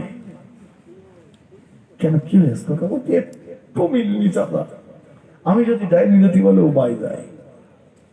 উফ, তুমি তোমার এত শ্রদ্ধা করি চাচা, তুমি এরকম একটা সর্বনাশ আমার ঘরে করলে। মাঝে মাঝে মনে হয় একটা বিয়ে করি, কিন্তু মান সম্মানের তাগিদে করতে পারিনি। তবে চাচা আমার তো সর্বনাশ পুরুষ করছিলাম, যে আর করে করো না। চাচা বলে খোকা তো বোমার সঙ্গে তো মোটে হয় না। বলে একদম না, মোটে মিলনি চাচা। তাহলে খোকা তোদের বাচ্চা কাচ্চা কটা? তো ওইটা বাচ্চা কাচ্চা 6টা। বলছি মোটে মিলনি তাই 6টা, আর মিল থাকলে কি সর্বনাশ করতে চায় না? হ্যাঁ, ইসলাম বলছে বেড আলাদা করো, আলাদা। তোমার অভাবটা ও বুঝো, ওর অভাবটা তুমি বোঝো, আলাদা। জি, বেড আলাদা করেছেন, এরপরেও ওর মনের পরিবর্তন হয়নি। এরপরে ইসলাম বলছে পরের স্টেপ, উভয় পক্ষের গার্জিয়ান এক জায়গায় বসো, দেখো সংসারটা বাঁচানো যায় কিনা। কটা বলো? 5। বসেছেন গার্জিয়ানটা, হয়নি। 6, 1 তালাক দাও। কত তালাক? 1 তালাক দিয়ে 1 মাস অপেক্ষা করো, দেখো 1 মাসের ভিতরে ও শোধরায় কিনা। যদি শুধরে যায় ফিরিয়ে দাও, শোধরায়নি 2য় মাসে যে 2য় তালাক দাও, দিয়ে 1 মাস অপেক্ষা করো, দেখো পরিবর্তন হয় কিনা। পরিবর্তন হলে নিয়ে নাও, হয়নি 3য় মাসে যে 3 তালাক দিয়ে চিরতরে বিচ্ছেদ করে দাও। এর নাম তালাক। মাঠেতে বাড়ি এসেই মাল কাঁচা মেরে তালাক। এটা তালাকের অপব্যবহার করা হচ্ছে, যার কারণে আজকে তালাক নিয়ে বিধর্মীদের কাছে আমাদের সমালোচনার মুখে পড়তে হচ্ছে। এগুলো আমাদের দরকার। জি, নবী সাহাবী রাসূলুল্লাহ সাল্লাল্লাহু আলাইহি ওয়াসাল্লামের উপরে ভরসা করে চিঠিটা নিয়ে টুকটুক করে হুরে মদিনার বাড়িতে চলে গেলেন, সালাম দিলেন, নিচে চলে আসলেন। হুরে মদিনার আব্বা চিঠিটা দেখলেন রাসূলুল্লাহর পক্ষ থেকে দেওয়া, মনটা মলিন হয়ে গেল। আমার মেয়ে মদিনার সুন্দরী, তার জন্য রাসূলুল্লাহ এই ছেলে নির্বাচন করেছেন। আসমা রাদিয়াল্লাহু তাআলা নবীকে বললেন, ও আল্লাহ নবী সাহাবী চলে যান, আমাকে একটু চিন্তা করতে দেন, চলে যান, আমাকে একটু ভাবতে দেন, আমি সিদ্ধান্তটা আল্লাহ নবীকে জানিয়ে দেব। এই রাতেই বললেন নবী সাহাবী আসওয়াদ রাদিয়াল্লাহু তাআলা আনহু মনটা মলিন করে আস্তে আস্তে পিছন দিকে রওনা হয়ে গেলেন। হুরে মদিনা, মদিনা সুন্দরী ঘরের ভিতর থেকে আওয়াজটা পেয়ে গেলে বাইরে বার হয়ে আসলে, আব্বা যান, ও আমার আব্বা যান, ওই যে ছেলেটা চলে যাচ্ছে সবই আমি শুনতে পেয়েছি। ঘরের ভিতর থেকে আব্বা যান ফিরিয়ে দেবেন না, আল্লাহ নবী ওই কালো সাহাবীটাকে ফেরত দেবেন না। আজকে আমি বড় সৌভাগ্যবান, আমি বড় সৌভাগ্যবতী, আমার জন্য পাত্র নির্বাচন করেছেন খোদা আল্লাহর রাসূল, খোদা আল্লাহর নবী। আব্বাজান ফিরিয়ে দেবেন না, ডাকুন নবীর ওই সাহাবীকে, আমি হুরে মদিনা আসওয়াদের সঙ্গে বিয়ে করার জন্য আমি রাজি আছি। একটু জোরে জোরে বলুন সুবহানাল্লাহ। হুরে মদিনা আব্বাজান আল্লাহ নবীর ওই সাহাবী আসওয়াদ রাদিয়াল্লাহু তাআলা আনহুকে ডাকলেন, ও নবী পাকের সাহাবী আসওয়াদ, আর ফিরে যেতে হবে না, চলে আসো। আমার মেয়ে নূরে মদিনা তোমাকে দেখে পছন্দ করেছে, তোমার সঙ্গে বিয়ে করার জন্য সম্মতি দিয়েছে, চলে এসো, আমি নিজেই তোমাদের বিবাহ দিয়ে দেব। ও আল্লাহ নবী সাহাবী আসওয়াদ রাদিয়াল্লাহু তাআলা আনহু বুক ভরা আনন্দ নিয়ে, মন ভরা আনন্দ নিয়ে নবী সাহাবীর বাড়ি ফিরে আসলেন। আল্লাহ নবী সাহাবী হুরে মদিনার আব্বাজান জিজ্ঞাসা করলেন, বাবা আসওয়াদ, ও বাবা আসওয়াদ, বিয়ে তো তুমি করবে, তোমার স্ত্রী হবে হুরে মদিনা, মদিনার সুন্দরী, কিন্তু বিবাহের জন্য কোন বাজার করার টাকা কি তোমার কাছে আছে?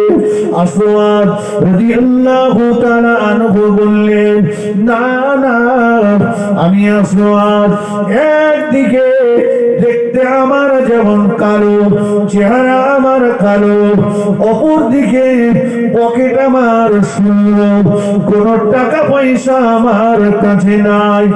হুরে মদিনা বলে দিলে, ও আমার আব্বাজান, বিশ্ব নবী পাঠানো পাত্রকে ফেরত দেবেন না, আপনি আপনার অর্থ থেকে আসওয়াদকে কিছু দেন, আসওয়াদ নিজে হাতে করে মনের মতো করে বিয়ের বাজারটা করে আনুন। নবী সাহাবী আসওয়াদ রাদিয়াল্লাহু তাআলা আনহু নিজে টাকা নিয়ে ওই মদিনার বাজারের দিকে রওনা হয়ে গেলেন। বিবাহের বাজার করার জন্য মদিনার বাজারে পৌঁছে গেলেন।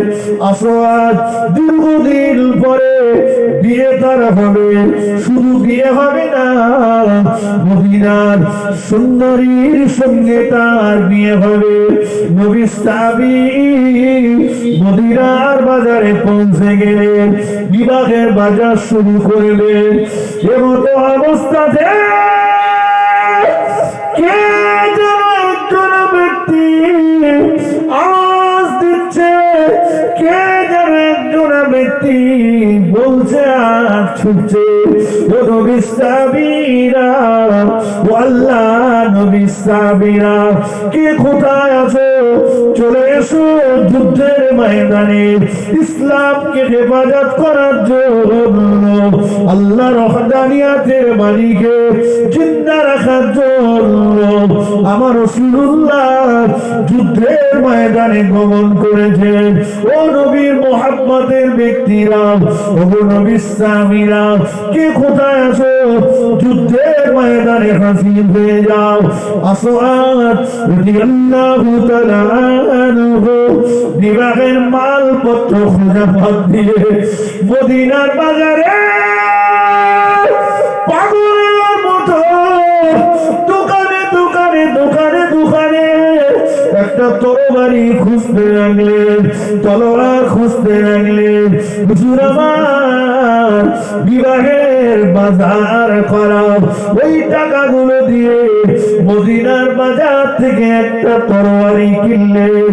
তরবারিটা নিয়ে বিদ্যুতের গতিতে যুদ্ধের ময়দানের দিকে আগাতে লাগলেন।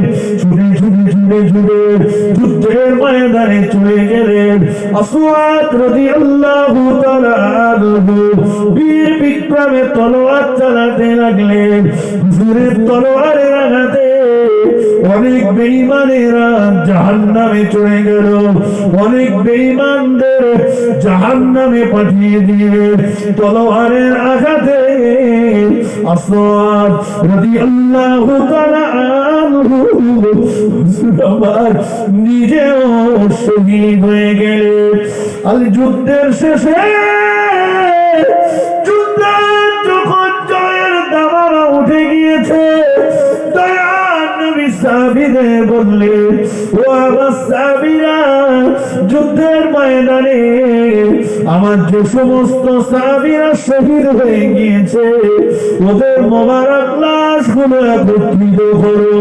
নবী সাহাবীরা লাশ একত্রিত করছেন, একত্রিত করতে করতে দেখতে পেলেন দয়ার নবীর কালো সাহাবী আসওয়াদ রাদিয়াল্লাহু আনহুর মোবারক লাশ, হুজুরের মোবারক লাশটা যুদ্ধের ময়দানে পড়ে আছে।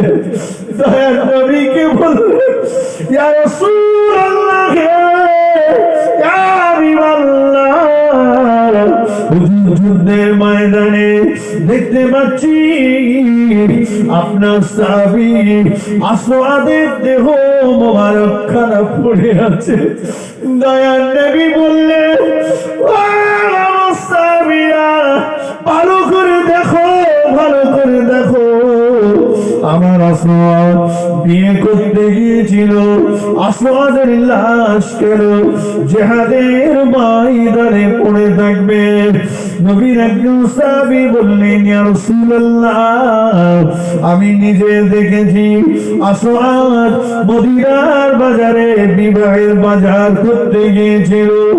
ওই সময়তে আপনি যুদ্ধের ময়দানে হাজির, এই সংবাদটা আসওয়াদের কর্ণগোচর হয়ে গেল। হুজুর আসওয়াদের অন্তরে আপনার মহব্বত এত বেশি ছিল, আপনার ভালোবাসা এত বেশি ছিল, আসওয়াদ চিন্তা করে নিল, আমি বিবাহ করে বিবিকে নিয়ে আনন্দ করব, আর আমার নবী যুদ্ধের ময়দানে লড়াই করবে। না না, আসওয়াদ যুদ্ধের মাধ্যমে করে বিবাহের বাজার না করে ওই টাকা দিয়ে তরবারি কিনে যুদ্ধের ময়দানে এসে বীর বিক্রমে তলোয়ার চালিয়ে অনেক কাফেরদেরকে জাহান্নামে পাঠিয়ে দিয়ে নিজে শহীদ হয়ে গিয়েছে। দয়ার নবীর চোখ দিয়ে টপ টপ টপ টপ করে পানির টোসা গড়িয়ে যায়। রাসূলুল্লাহ সাল্লাল্লাহু আলাইহি ওয়াসাল্লাম জুজ্জার জুজ্জার করে কাঁদতে লাগলেন। আসওয়াদ জীবনে বিবাহটা নবীর মহব্বতে ছেড়ে দিলেন। আল্লাহর নবী কাঁদছেন, যুদ্ধের ময়দান থেকে সাহাবীদের নিয়ে রওনা দেবে, এমন অবস্থায় দেখতে পেলেন হুরে মদিনা, মদিনার সুন্দরী পাগলের মতো যুদ্ধের ময়দানে হাজির হয়ে গেল। ইয়া রাসূলুল্লাহ, ইয়া হাবিবাল্লাহ, আপনি আমার জন্য যাকে পাত্র নির্বাচন করেছিলেন, আপনি আমার বিবাহের ঘটক হয়েছিলেন, নিজেকে বড় ধন্য মনে করেছিলাম, আপনার দেওয়া পাত্রটাকে হৃদয়ের করে জায়গা দিয়েছিলাম। ও দয়ার নবী, কিন্তু জীবনের ইচ্ছাটা পূরণ হলো না। আপনার সাহাবী আসওয়াদ যুদ্ধের ময়দানে শহীদ হয়ে গেল। হুজুর, এ জীবনে আর কাউকে বিয়ে করতে চাই না, দোয়া করুন আল্লাহ পাকের দয়ার জান্নাতে আপনার সাহাবী আসওয়াদের সঙ্গে আমার বিবাহ বন্ধনে আবদ্ধ করে আসওয়াদকে যেন জান্নাতে আল্লাহ আমার সঙ্গী বানিয়ে দেন। আর একটু জোরে বলেন সুবহান, আর একটু জোরে বলেন সুবহানাল্লাহ। আল্লাহুম্মা সাল্লি আলা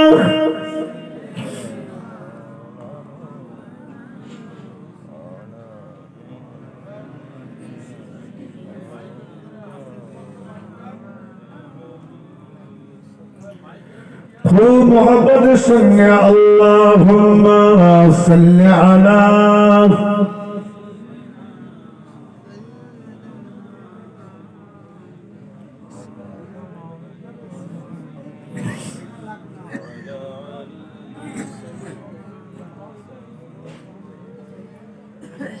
নবীর রওজা শরীফ দেখে মন ভরে না, দিদার দাও গো শাহে মদিনা। নবীর রওজা শরীফ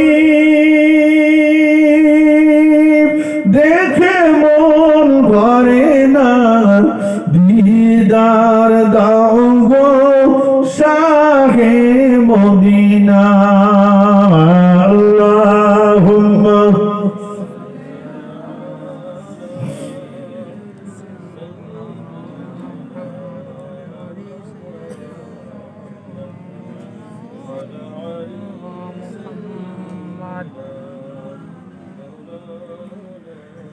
আরশের মেহমান করেছেন আল্লাহ, কত শান কত মান মোর কামলিওয়ালা। ও গো মদিনাওয়ালা করো করুণা, দিদার দাও গো শাহে মদিনা। নবীর রওজা শরীফ দেখে মন ভরে না, দিদার দাও গো শাহে মদিনা। আল্লাহুম্মা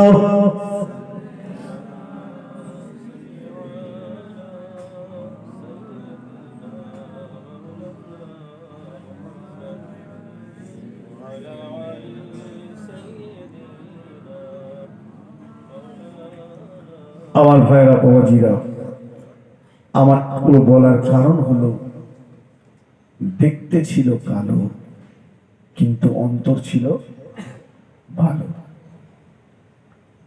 আমার শুরু থেকে আজকে ছিল অন্তর। চেহারা ভালো না, অন্তর ভালো দরকার। আল্লাহ দেখবে অন্তর।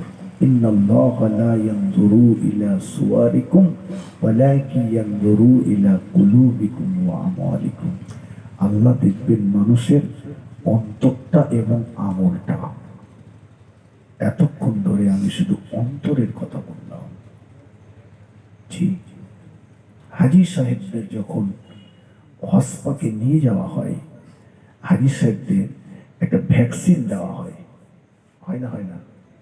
দেওয়া হয় কেন?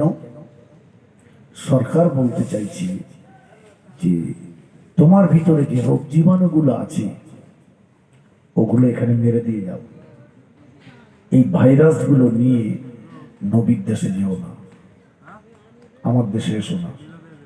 সৌদি সরকার বলছে ওটা ওখান থেকে এসো। শরিয়াত বলছে তোমার অন্তরে একটা ভ্যাকসিন দিয়ে দাও। কথা বুঝুনি? তোমার ভিতরে যে অহংকারটা আছে, হিংসাটা আছে, পরনিন্দা চগলখড়িটা আছে, ওটাকে এখানে রেখে যাও। প্লেনে করে বয়ে নবীর দেশে নিয়ে যেও না। আমার নবী হিংসাটা পছন্দ করতেন না। কথা ঠিক কিনা বলে? নবী অহংকারটা পছন্দ করতেন না। নবী এই গীবতটা পছন্দ করতেন না। অতএব তুমি এটা বয়ে বয়ে নবীর দেশে নিয়ে যেও না, ওটাকে ভ্যাকসিন মেরে দাও। কিসের গরম দেখাচ্ছ? কিসের অহংকার দেখাচ্ছ? না, ছোট হুজুর কেবলা বলতেন, বাবা মেথরের অহংকার মানাই না। কথা বুঝেছেন? নামাজ পড়া ভালো, নামাজের গরমটা ভালো না। রোজা ভালো, রোজাদারের গরমটা ভালো না। হাজী সাহেব ভালো, হাজির গরমটা ভালো না। আলেম ভালো, আলেমের গরমটা ভালো না। বিশ্বাস ভালো, পীরের গরম ভালো না। সবসময় নিজেকে আত্মগোপন করতে চেয়েছেন আল্লাহর মাহবুবরা, আল্লাহর অলিরা। কথা ঠিক কিনা বলেন? হ্যাঁ, ওয়াইসকুরনির কাছে যখন হযরত ওমর, হযরত আলী দুজনে গিয়েছেন, ওয়াইসকুরনিকে জিজ্ঞাসা করলেন আপনার নাম কি? ওয়াইসকুরনি বলেন আব্দুল্লাহ। দেখেছেন পরিবর্তন? বলছে আব্দুল্লাহ তো সবাই, আব্দুল্লাহ মানে আল্লাহর বান্দা। বাপ মায়ের দেওয়া নামটা কি? কেন বলুন তো? মানে রাসূলুল্লাহ পাঠিয়েছেন জুব্বা দিতে, বলেছেন ওয়াইস করবে। বলছে দেখুন আপনারা যে ওয়াইসকে খোঁজ করছেন আমি সে ওয়াইস না। কথা বুঝতে পেরেছেন? এরপরে যখন নবী সাহাবীরা বললেন ঠিক আছে আপনি সে ওয়াইস না, আমরা মেনে নিলাম, কিন্তু আপনার হাতটা একটু দেখি, আপনার হাতটা দেখি। জি, যেই বলেছেন হাত দেখি, কারণ রাসূলুল্লাহ সাল্লাল্লাহু আলাইহি ওয়াসাল্লাম বলেছিলেন ওয়াইস করণীর হাতে একটা যৌতুকের চিহ্ন থাকবে। জি, তাকবীর দেন, নারে তাকবীর, নারে তাকবীর। তো মন খুলে বলেন নারে তাকবীর। সিলসিলায়ে হক মুজাদ্দিদে জামান, মুজাদ্দিদে জামানের হক সিলসিলা জনাব আলাহাজ হাফিজ মৌলানা মুজাফফর হোসেন সাহেব, জনাব আলাহাজ হাফিজ মৌলানা মুজাফফর হোসেন সাহেব, নারে তাকবীর। মাশাআল্লাহ, আজকের মাহফিলের যিনি প্রধান অতিথি, আমার অত্যন্ত মনের মানুষ, কাছের মানুষ, তিনি এসে গেছেন। অল্প সময়ের মধ্যে আসবেন, আমি বক্তৃতা চালাবো ইনশাআল্লাহ। যে কথাটা বলছিলাম, যখন বলেছেন আপনার হাতটা দেখি, কারণ রাসূলুল্লাহ বলে দিয়েছিলেন হাতে একটা যৌতুকের চিহ্ন থাকবে। তো ঠিক যে হাতে চিহ্নটা আছে সেই হাতটা দেখে অপর হাতটা দিয়েছেন। ওমর রাদিয়াল্লাহু আনহু, তিনি তো আর যাতাই মানুষ ছিলেন না। নবী বলেছেন আমার পরে নবী হলে ওমর হতো। ওমর রাদিয়াল্লাহু আনহু বলে এটা না ওইটা দেখি। যেই বলেছেন ওইটা দেখি, কাঁদছেন।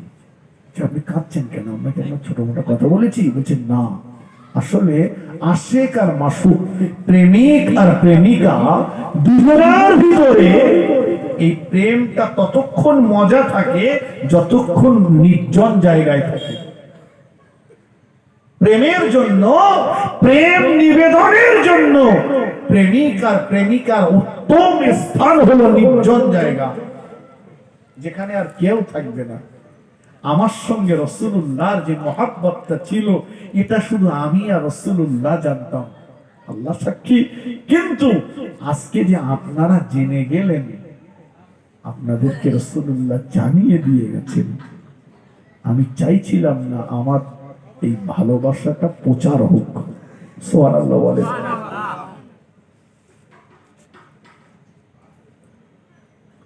আল্লাহর ওলি বাইজির মুসলামি রহমাতুল্লাহ আলাইহি রাস্তা দিয়ে হেঁটে যাচ্ছে, সবাই বলতে লাগলো, যখন জামানার মস্ত বড় আল্লাহর ওলি বাইজির মুসলামি রহমাতুল্লাহ আলাইহি যাচ্ছে, যখন জামানার মস্ত বড় আল্লাহর ওলি বাইজির মুসলামি যাচ্ছে, যখন জামানার মস্ত বড় আলেম বাইজির মুসলামি যাচ্ছে, বাইজির মুসলামি রহমাতুল্লাহ আলাইহি মাসটা ছিল রমজান শরীফের মাস। সোজা একটা হোটেলে চলে গেলেন। ওই হোটেলে যে দুটো রুটি কিনলেন, দিনের বেলা ওই রুটি দুটো ওই রাস্তা দিয়ে আবার ফিরে আসছেন খেতে খেতে খেতে খেতে। সবাই দেখছে যাকে আমরা আল্লাহর ওলি মনে করতাম, যাকে এতক্ষণ আমরা পীর বলে আখ্যায়িত করেছিলাম, বড় আলেম বলেছিলাম, আসলেই তো দেখছি উনি একজন ভণ্ড। কারণ রমজান শরীফ মাসে যে লোকটা দিনের বেলা রুটি খাচ্ছে, ওই লোকটা তো আল্লাহকে ভয় করে না। যে আল্লাহকে ভয় করে না, সে তো পীর হতে পারে না, সে তো বড় আলেম হতে পারে না। লোকেরা গালিগালাজ করে। আল্লাহর ওলি বাইজিদ বোস্তামি রহমাতুল্লাহ আলাইহি হুজুর মাথাটা নিচু করে খেতে খেতে খেতে খেতে হুজুর নিজের হুজরা শরীফের ভিতরে চলে আসলে।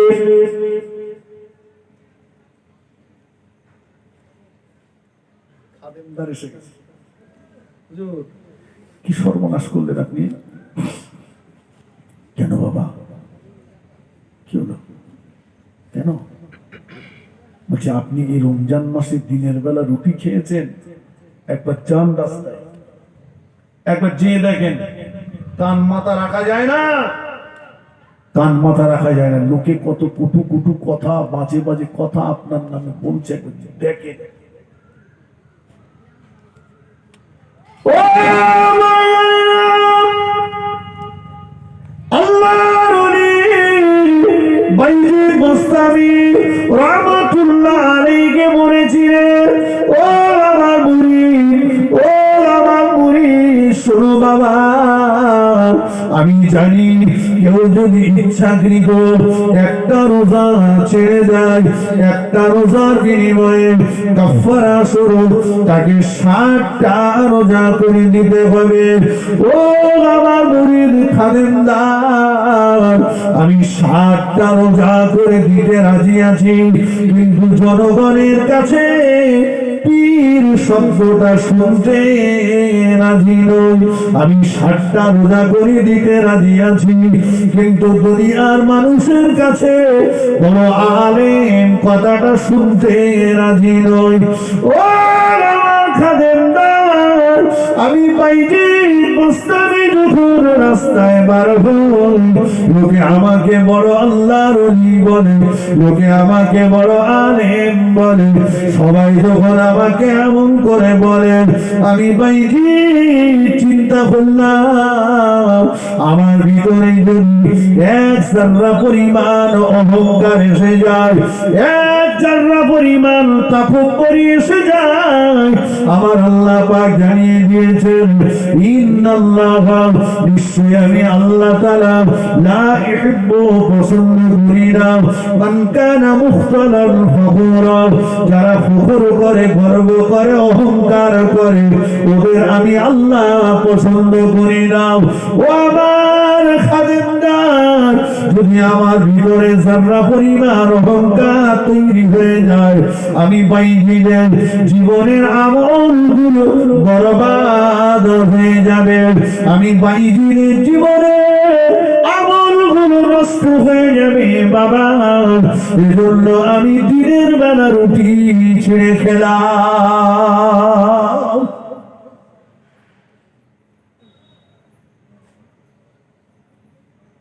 কাকে খুশি করতে চেয়েছেন? আল্লাহকে। আমি তো জলসাই আগে হ্যান্ডবিল দেখি, কচি তোরা হ্যান্ডবিল করেছিস? হ্যাঁ করেছি, লাই নামের আগে কি কি লিখেছিস দেখা, কথা বুঝেননি?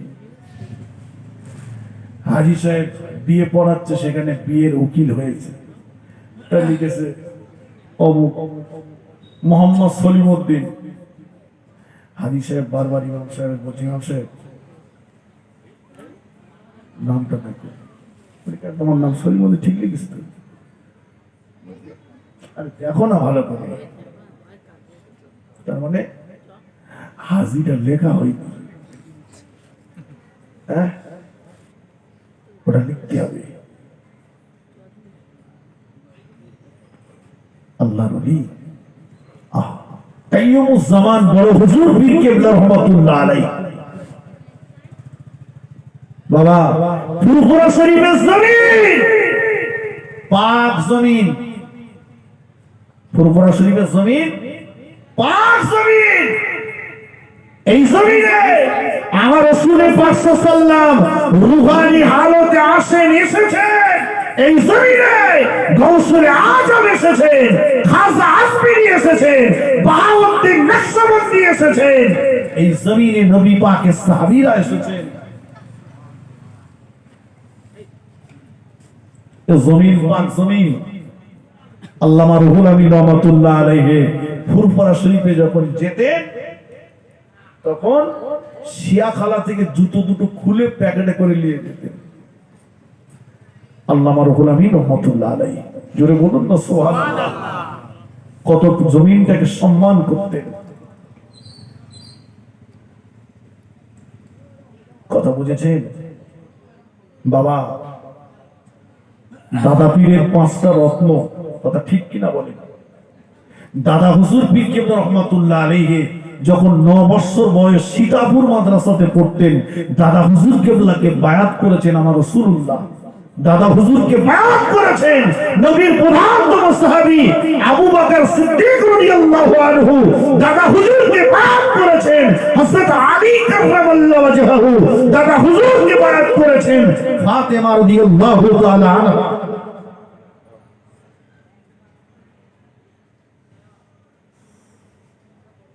কথা বুঝেছেন? আমি বলি বাবা, কোন পীরের আওলাদ হাতের 5টা আঙ্গুল সমান না। সমান কি না? কেউ একজন খারাপ হতে পারে, কেউ একজন খারাপ হতে পারে। আমার হাতের একটা আঙ্গুলে হাজা হয়েছে, আর 4টে কেটে দেবেন? হ্যাঁ না বলেন? দেবেন? একজন খারাপ, আমি তার কাছে যাব না, আমি তাকে দাওয়াত করব না, আমি তার ওয়াজ শুনবো না, তাকে নজরানা হাদিয়া দেব না। কিন্তু আমি যেটা বুঝি, আমি তার নামে গালিগালাজ করব না। কথা ঠিক কিনা বলে? ছোট মোটা কথা বলবো না, ভালো লাগে না যাব না। কি আমি খারাপ বললাম বাবা? ভালো না, আমি গেলাম না, কিন্তু আমি তার গাল দেবো না, তার সমালোচনা করব না। অমুক হুজুর এই, তমুক হুজুর এই না, করব না। কেন করব না? দাদা হুজুর কেবলার দরবারে একটা প্যান্ট শার্ট পরা মানুষ এসছে, প্যান্ট শার্ট। তো এই প্যান্ট শার্ট পরা মানুষটাকে দেখে দাদা হুজুর পীর কেবলা রহমাতুল্লাহ আলাইহি উঠে দাঁড়ালেন। জোরে বলুন, একটু জোরে হবে না? কি গো, দাদা হুজুর কেবলা কি ছোটখাটো আলেম ছিলেন? সৌদির মুহাদ্দিসের কাছ থেকে 40টা হাদিসের কিতাবের উপরে পরীক্ষা দিয়ে মাওলানা ডিগ্রি অর্জন করেছিলেন। এখন যত মাওলানা আছে, এরা যে হাদিসের কিতাব পড়ে, এর হাদিস সংখ্যা হলো 12 থেকে 14টা। 12 থেকে 14টা কিতাব পড়ে হাদিসের আলেম হয়েছে। সবচেয়ে ভালো যারা আছেন, বেশি বেশি কথা বলছি আমি। আর দাদা হুজুর কেবলা 40টা হাদিসের কিতাবের উপরে পরীক্ষা দিয়ে মাওলানা হয়েছে। তার ইলমটা কম ছিল? তিনি দাঁড়ালেন, উনি বসলেন, দাদা হুজুর কেবলা বসলেন, বেশ কিছুক্ষণ গল্প করলেন। আবার উনি যখন চলে যাচ্ছেন, হুজুর কেবলা উঠে দাঁড়ালেন, দাঁড়িয়ে ওনার হাতে কিছু নজরানা হাতিয়া দিয়ে মুসাফা করলেন, কিছু দূর আগে দিয়ে আসলেন। সঙ্গী যারা আছেন, হুজুরের দরবারে যারা বসে আছেন, তারা উনি চলে গেলে বলছেন, হুজুর কিছু বুঝলাম না, আল্লাহ আপনাকে জামানার মুজাদ্দিদ করেছেন, আপনি একটা প্যান্ট শার্ট পরা মানুষকে দিয়ে দাঁড়িয়েছেন। বলেছিলেন, বাবা ও আমার মুরিদ মুতাকিদিনেরা, শুনে রাখো বাবা, আমি আবু বকর, আমি কোন প্যান্ট শার্ট পরা মানুষকে দেখে দাঁড়াইনি।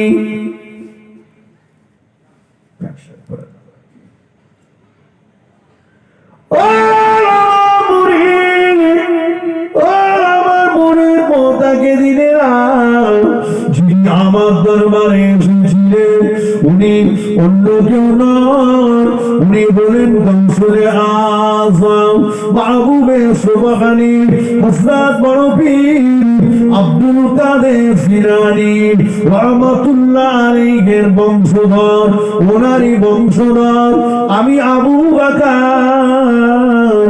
আমি আমার দিব্য চোখে দেখতে পাচ্ছি সুদূর বাগদাদ শরীফ থেকে গৌসুলে আযম বড় পীর সাহেব হুজুর কবরের ভিতর থেকে মাথাটা উঁচু করে করে বারবার ফুরফুরা শরীফের জমিনের দিকে চেয়ে চেয়ে দেখছিল। ফুরফুরা শরীফের জমিনের দিকে তাকিয়ে তাকিয়ে দেখছিল। আমার আওলাদ গিয়েছে আবু বকরের দরবারে, আমার আওলাদ গিয়েছে আবু বকরের দরবারে। আবু বকর আমার আওলাদের সঙ্গে কেমন ব্যবহার করে, ও আমার মুরিদ মহতাকে দিনেরা আমি প্যান্ট শার্ট পরা মানুষকে দেখে দাঁড়াইনি, আমি দাঁড়িয়েছিলাম গৌসুলে আযম বড় পীর সাহেব হুজুরের আওলাদকে দেখে দাঁড়িয়ে।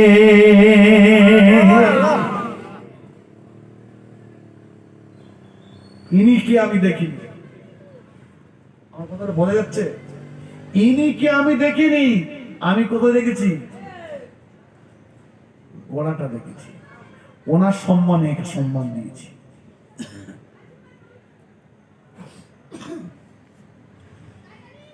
অতএব না খারাপ লাগে যাব না, গাল দেব না, সমালোচনা করবো না।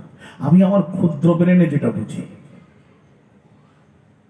হযরত নিজামউদ্দিন আউলিয়া রহমাতুল্লাহ আলাইহি দিল্লির জমিনে পালকিতে করে যাচ্ছেন। পালকিতে রাস্তার ধারে দাঁড়িয়ে একটা পাগল পাগল, এই আমাকে দুটো রুটি দে, তা না হলে দিল্লি উল্টে দেবো। কে বলছে কথাটা? পাগল রাস্তার ধারে দাঁড়িয়ে বলছে আমাকে দুটো রুটি দে, তা না হলে দিল্লি উল্টে দেবো। আমরা হলে কি করতাম? হেসে চলে যেতাম, পাগলা কি বলে দিল্লি উল্টে দেবে। নিজামউদ্দিন আউলিয়া রহমাতুল্লাহ আলাইহি পালকির বেয়ারাদের বললেন দাঁড়াও, পালকি নামাও। পাগলা এত বড় কথা বলে কি করে? এর সাহস কেটেছে, এ বলছে দিল্লি উল্টে দেবো। আল্লাহু আকবার। পালকি দাঁড় করালেন।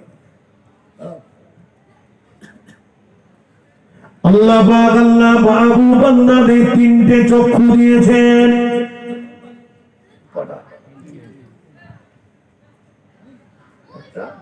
অন্তরের চক্ষু। ও আল্লাহর ওলি নিজামউদ্দিন আউলিয়া রাহমাতুল্লাহ আলাইহি হুজুর আমার কাশফ হালতে বসে গেলেন। অন্তর চক্ষু দিয়ে দেখলেন এই যে পাগলটা রাস্তার ধারে দাঁড়িয়ে দাঁড়িয়ে বলছে আমাকে দুটো রুটি দে, তা না হলে দিল্লি উল্টে দেব। এই পাগলটা হালত দেখলেন, দেখতে পেলেন এই পাগলটা হলো ভণ্ড।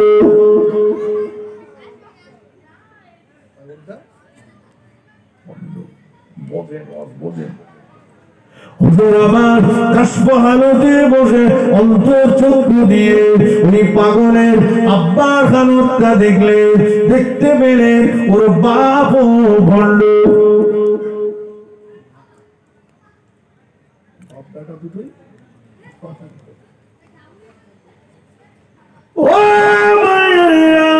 আল্লাহর ওলি নিজামউদ্দিন আউলিয়া রাহমাতুল্লাহ আলাইহি কাশফ হালতে বসে অন্তর চক্ষু দিয়ে ও দাদুর হালতটা দেখছেন। অন্তর চক্ষু দিয়ে দাদুর হালতটা দেখছেন, সেখানেও দেখলেন অবস্থা খুব ভালো না। আল্লাহর ওলি কাশফ হালতে বসে অন্তর চক্ষু দিয়ে ও চতুর্থ প্রস্থের দাদুর হালতটা দেখছেন। চতুর্থ প্রস্থের দাদু যিনি আল্লাহ পাকে দয়ার জান্নাতে চৌকাঠটা ধরে দাঁড়িয়ে আছে। চতুর্থ প্রস্থের দাদু যিনি, তিনি আল্লাহ পাকে মাহবুব বান্দা, তিনি ওই জান্নাতের দরজা ধরে দাঁড়িয়ে দাঁড়িয়ে বলছে আল্লাহ আমার আওলাদ যদি দিল্লি জমিনে বেইজ্জতি হয়ে যায়, আমার আওলাদ যদি দিল্লির জমিনে ক্ষুধার কারণে কষ্ট পায়, আমার আওলাদ যদি বেইজ্জতি হয়, আমার আওলাদ যদি ক্ষুধার কারণে কষ্ট পায়, আল্লাহ আপনি দিল্লির জমিনটা উল্টে দেবেন। নিজামুদ্দিন আউলিয়া রহমাতুল্লাহ আলাইহি স্বাভাবিক অবস্থাতে ফিরে আসলে পালকি পেয়ারাদেরকে বললেন, বাবা ওই পাগলটাকে আমার কাছে ডেকে আনো। পাগলটাকে হুজুরের কাছে নিয়ে আসা হলো। হুজুর আমার ওই পাগলটার পিঠে মাথায় হাত বুলিয়ে দিয়ে বললেন, বাবা এমন করে বলো না বাবা, বলো না বাবা, বলো না তোমার কটা রুটি লাগবে। আমি নিজামুদ্দিন, আমি তোমার রুটির জিম্মাদার হয়ে গেলাম।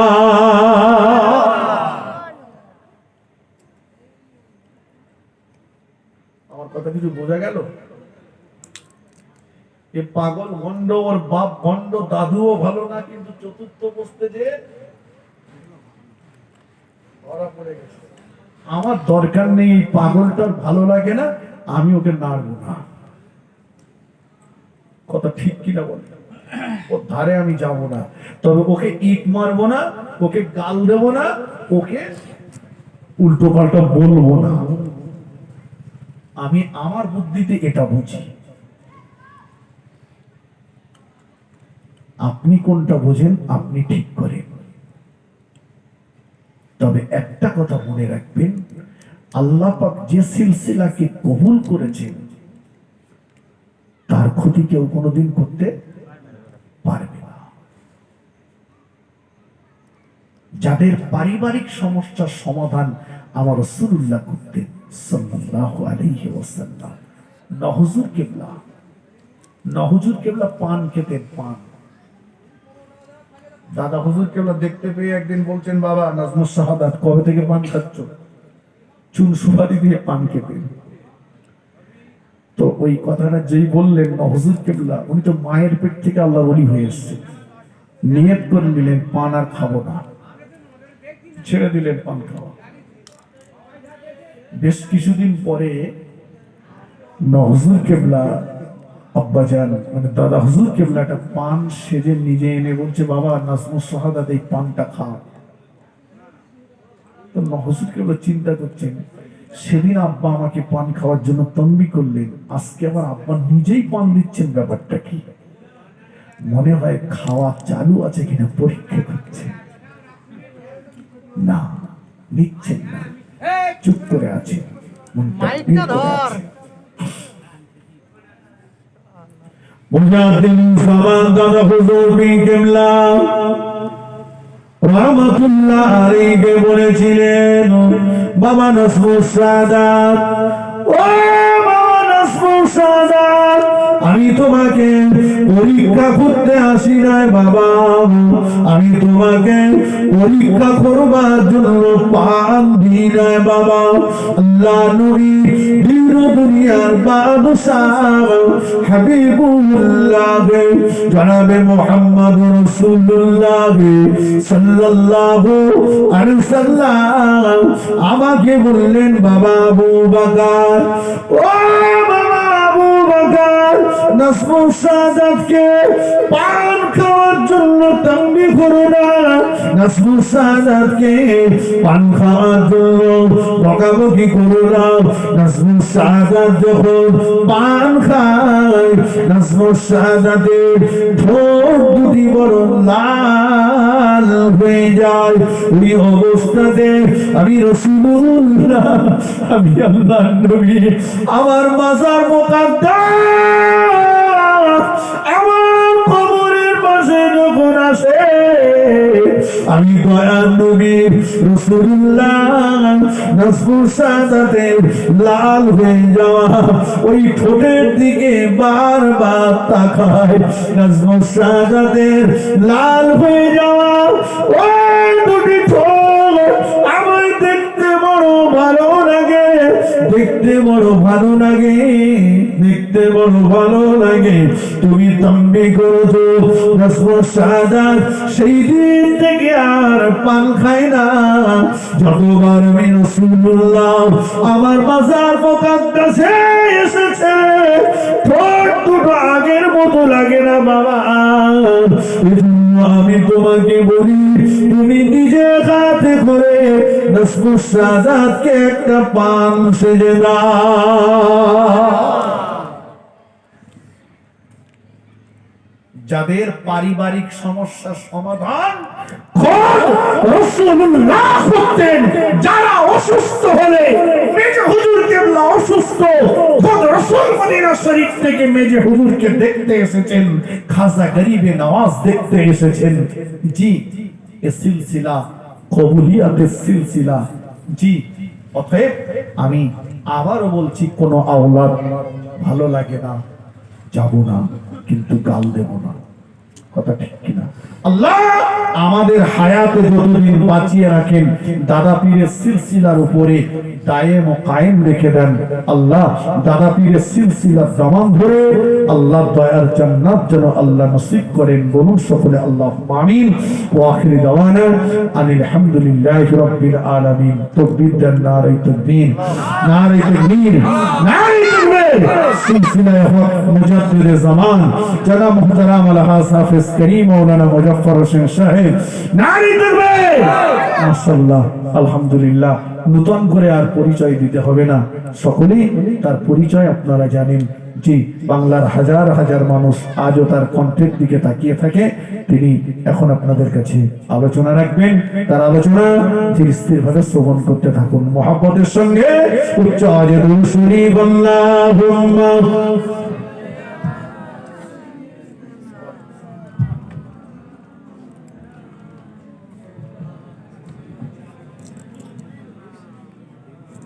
আলহামদুলিল্লাহ, মাশাআল্লাহ। এতক্ষণ ধরে জনাব আলহাজ হযরত মাওলানা জুনায়েদ হোসেন সাহেব কোরআন ও হাদিস থেকে কিছু গুরুত্বপূর্ণ আলোচনা করেছেন। আল্লাহ ওয়ালাদের, আল্লাহ পাকের মাহবুব বান্দাদের, তাদের শান, তাদের মর্যাদা সম্পর্কে কিছু তথ্য আপনাদের সম্মুখে তুলে ধরেছেন। তো আল্লাহ রাব্বুল আলামিন কবুল করেন আলোচনাকে।